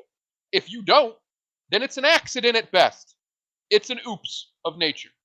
If there was no intelligent design, then it was just a big oops. Yeah. We shouldn't even exist. There's no should involved in us at all. Makes sense. It just happened. So you can't hold both positions at the same time. You can't say that the world just evolved out of nowhere, out of chaos, and then say but life matters. Why? Nothing matters. Everything's just oopsie daisy. I think Ben is in epileptic shock right now. I'm pretty sure. But if you believe in a creator, then you can make an argument. Blah blah blah. But my point is, I personally take the middle ground here. I actually agree that no lives matter. The only lives that matter are the ones that make themselves matter. If you're a decent person who does good things in the world, or at the very least does not do bad things, unlike George Floyd. If you're not an asshole. If you're not an asshole. If you're just not an asshole, then you matter. You get to matter then. I agree with you, just in a different way. I think by default you matter. And you have to prove that you don't matter. It's the same. We get to the same place. But I think that unless automatically as a citizen, your life should be protected by the system. Yeah, I agree. But once you take yourself out of that, fuck you, dude. I mean, you put yourself into that. Now, there's degrees of it. There are degrees of it. But that whole thing with George Floyd was insane. I mean, it's embarrassing, dude. It's embarrassing.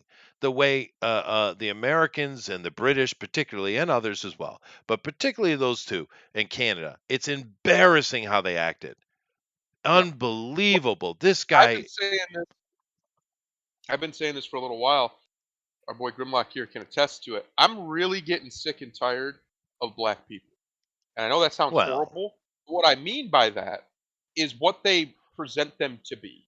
Yeah. What the media this constant idea that, the paragon saintliness, all this bullshit, how we're supposed to say, you got to celebrate black culture and celebrate this. Why? Why do I have to celebrate it? Why? Why does it make me a bad person? Because I'm like, nah, I'm good. It's not my culture. I'm fine. Yeah, well, I know what you're saying, and I can't use the word we used to use because there's clearly a difference. You have people who happen to be black, but they're Americans. They're just normal people. Then you have the other group. The problem with the other group is that group has gotten more voice, and then the self-entitled, self-righteous black people, of course, they're being allowed to, and they're profiting off of it. I guess if you're a pure capitalist, you have to give them credit, I suppose. Let me give you another example of what I'm talking about. So very recently, the Democrats, in their magnanimousness, decided that Juneteenth needed to be a national holiday. Right? What? They called it something else. Yeah, exactly. Ain't nobody ever heard of that shit until the last couple years. I don't want to hear that. It is technically called, I think, Emancipation Day or something like that. But Juneteenth is the slang for it. and it's the day that the last slaves or something were freed in Texas at the end So of does slavery. the flag have a bullet to the head? Yeah. But my point is, I'm not even against that necessarily being a holiday. I like the idea of an Emancipation Day to celebrate the end of slavery. I think that's fine, but that's not what they call it. No. They call it Juneteenth. Why? We had to ghettoify it for some reason, and now everywhere calls it that. By the way, you call a government agency, they'll call it that. They'll call it Juneteenth. That's what I'm sick of. I'm sick of What day this is it? this super minority of people. Tomorrow, actually, this super minority of people in the country, black people, they're only like 13%. That's a super minority. Yet they dominate every aspect of our culture that isn't gay. That's the only thing they don't touch. Everything else is always revolving around how does it affect black people. Everything, every policy, even Trump, everything is always about black people. If the 2020 election was legitimate, the real reason Trump lost it is he pandered to black people. That's why. And no one wants to talk about it, but it's the truth. He lost 5% of the white vote. It's game over for a Republican. You're not winning. Doesn't matter. I have a question. Yes. It's just a little history point. I'm sure it doesn't mean anything. I'm sure many of you recall when we were in our little high school class, maybe even junior high, we studied about old Abe Lincoln and his Emancipation Proclamation. If I recall my history class, let me just see if my brain comes to me here. January 1st, 1863. What does that have to do with June or a 10th? No, it's not the Emancipation Proclamation. Part of it because it's all bullshit. Well, I'm just saying. There's that. I mean, we remember high school class, right? It's on the test. Yep. When did Abraham Lincoln give the Emancipation Proclamation? June 1st, 1863. Someone check me. I'm pretty sure I'm right. Pretty sure. Yeah. You're correct. But the Emancipation Day that Juneteenth celebrates is later. It's after the war, I believe. Yeah, it was after the war. And it was something that was basically local to Texas, to certain parts of Texas, like the black community in Texas. It was something they did. And only parts of it. They act like it was everybody was. No, that's not true. And outside of there, basically nobody had ever heard of it until suddenly the Democrats decided it was a national emergency, that this wasn't a national holiday, and started pumping it out through every major network you could find. And if you didn't fall in line, you were an evil, bigoted racist. I'm fine with that. Yeah, that's pretty much how it went right there. I'm fine with that too. If I'm an evil, bigoted racist because I'm telling you the truth that the super minority of people should not dictate every single fucking decision we make, then I'm fine with being an evil, bigoted racist. Because they're not even dictating. It's the pandering. Yeah, the pandering to them is dictating it. That's correct. That's the best way to put it.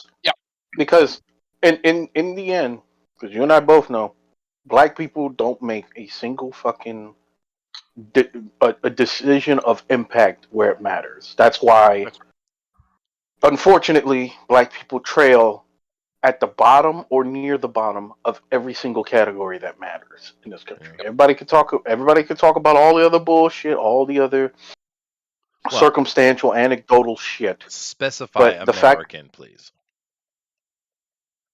Specify? Yeah, because there's plenty of Africans that come over that kick ass. I'm saying born and raised Black American. Yes. Yes. African. Well, the term African American, that again goes back. That was pandering to begin with, because a man who has made a 50-year career off of profiting on the miseries of his own people, Jesse Jackson. I hope there's a special place in hell. Oh, there is. Nigga. I hope that your God first spoke days to me in last night. He said, Jesse. Sorry. I hope your first days in hell, they rip you in half over and over again. The worst He's a bad dude. That's true. Level of hell is reserved for betrayers and mutineers. And that man is a betrayer. Anyway, I'm way past my time. I'm going to be late. That's who they're going to use. That's who they're going to use to split Jesse in half. They're going to shove Al's fat fucking head up his ass. There we go. I like it. Those two guys. I like it. We hit a nerve. We found it. Race. I like it. Yeah. But anyway, I got to go. I'm going to be late. So take us out of here, dude. I'm gonna do my Chester's favorite one because it's simple. Master's not the one who completes his training. The master is the one who never stops. It's true. A lot of people don't get that, dude. They think No, college is the end. It's the I think beginning, that's you where it ends. No, you've dumbass. only just begun. All right. Later. Hey.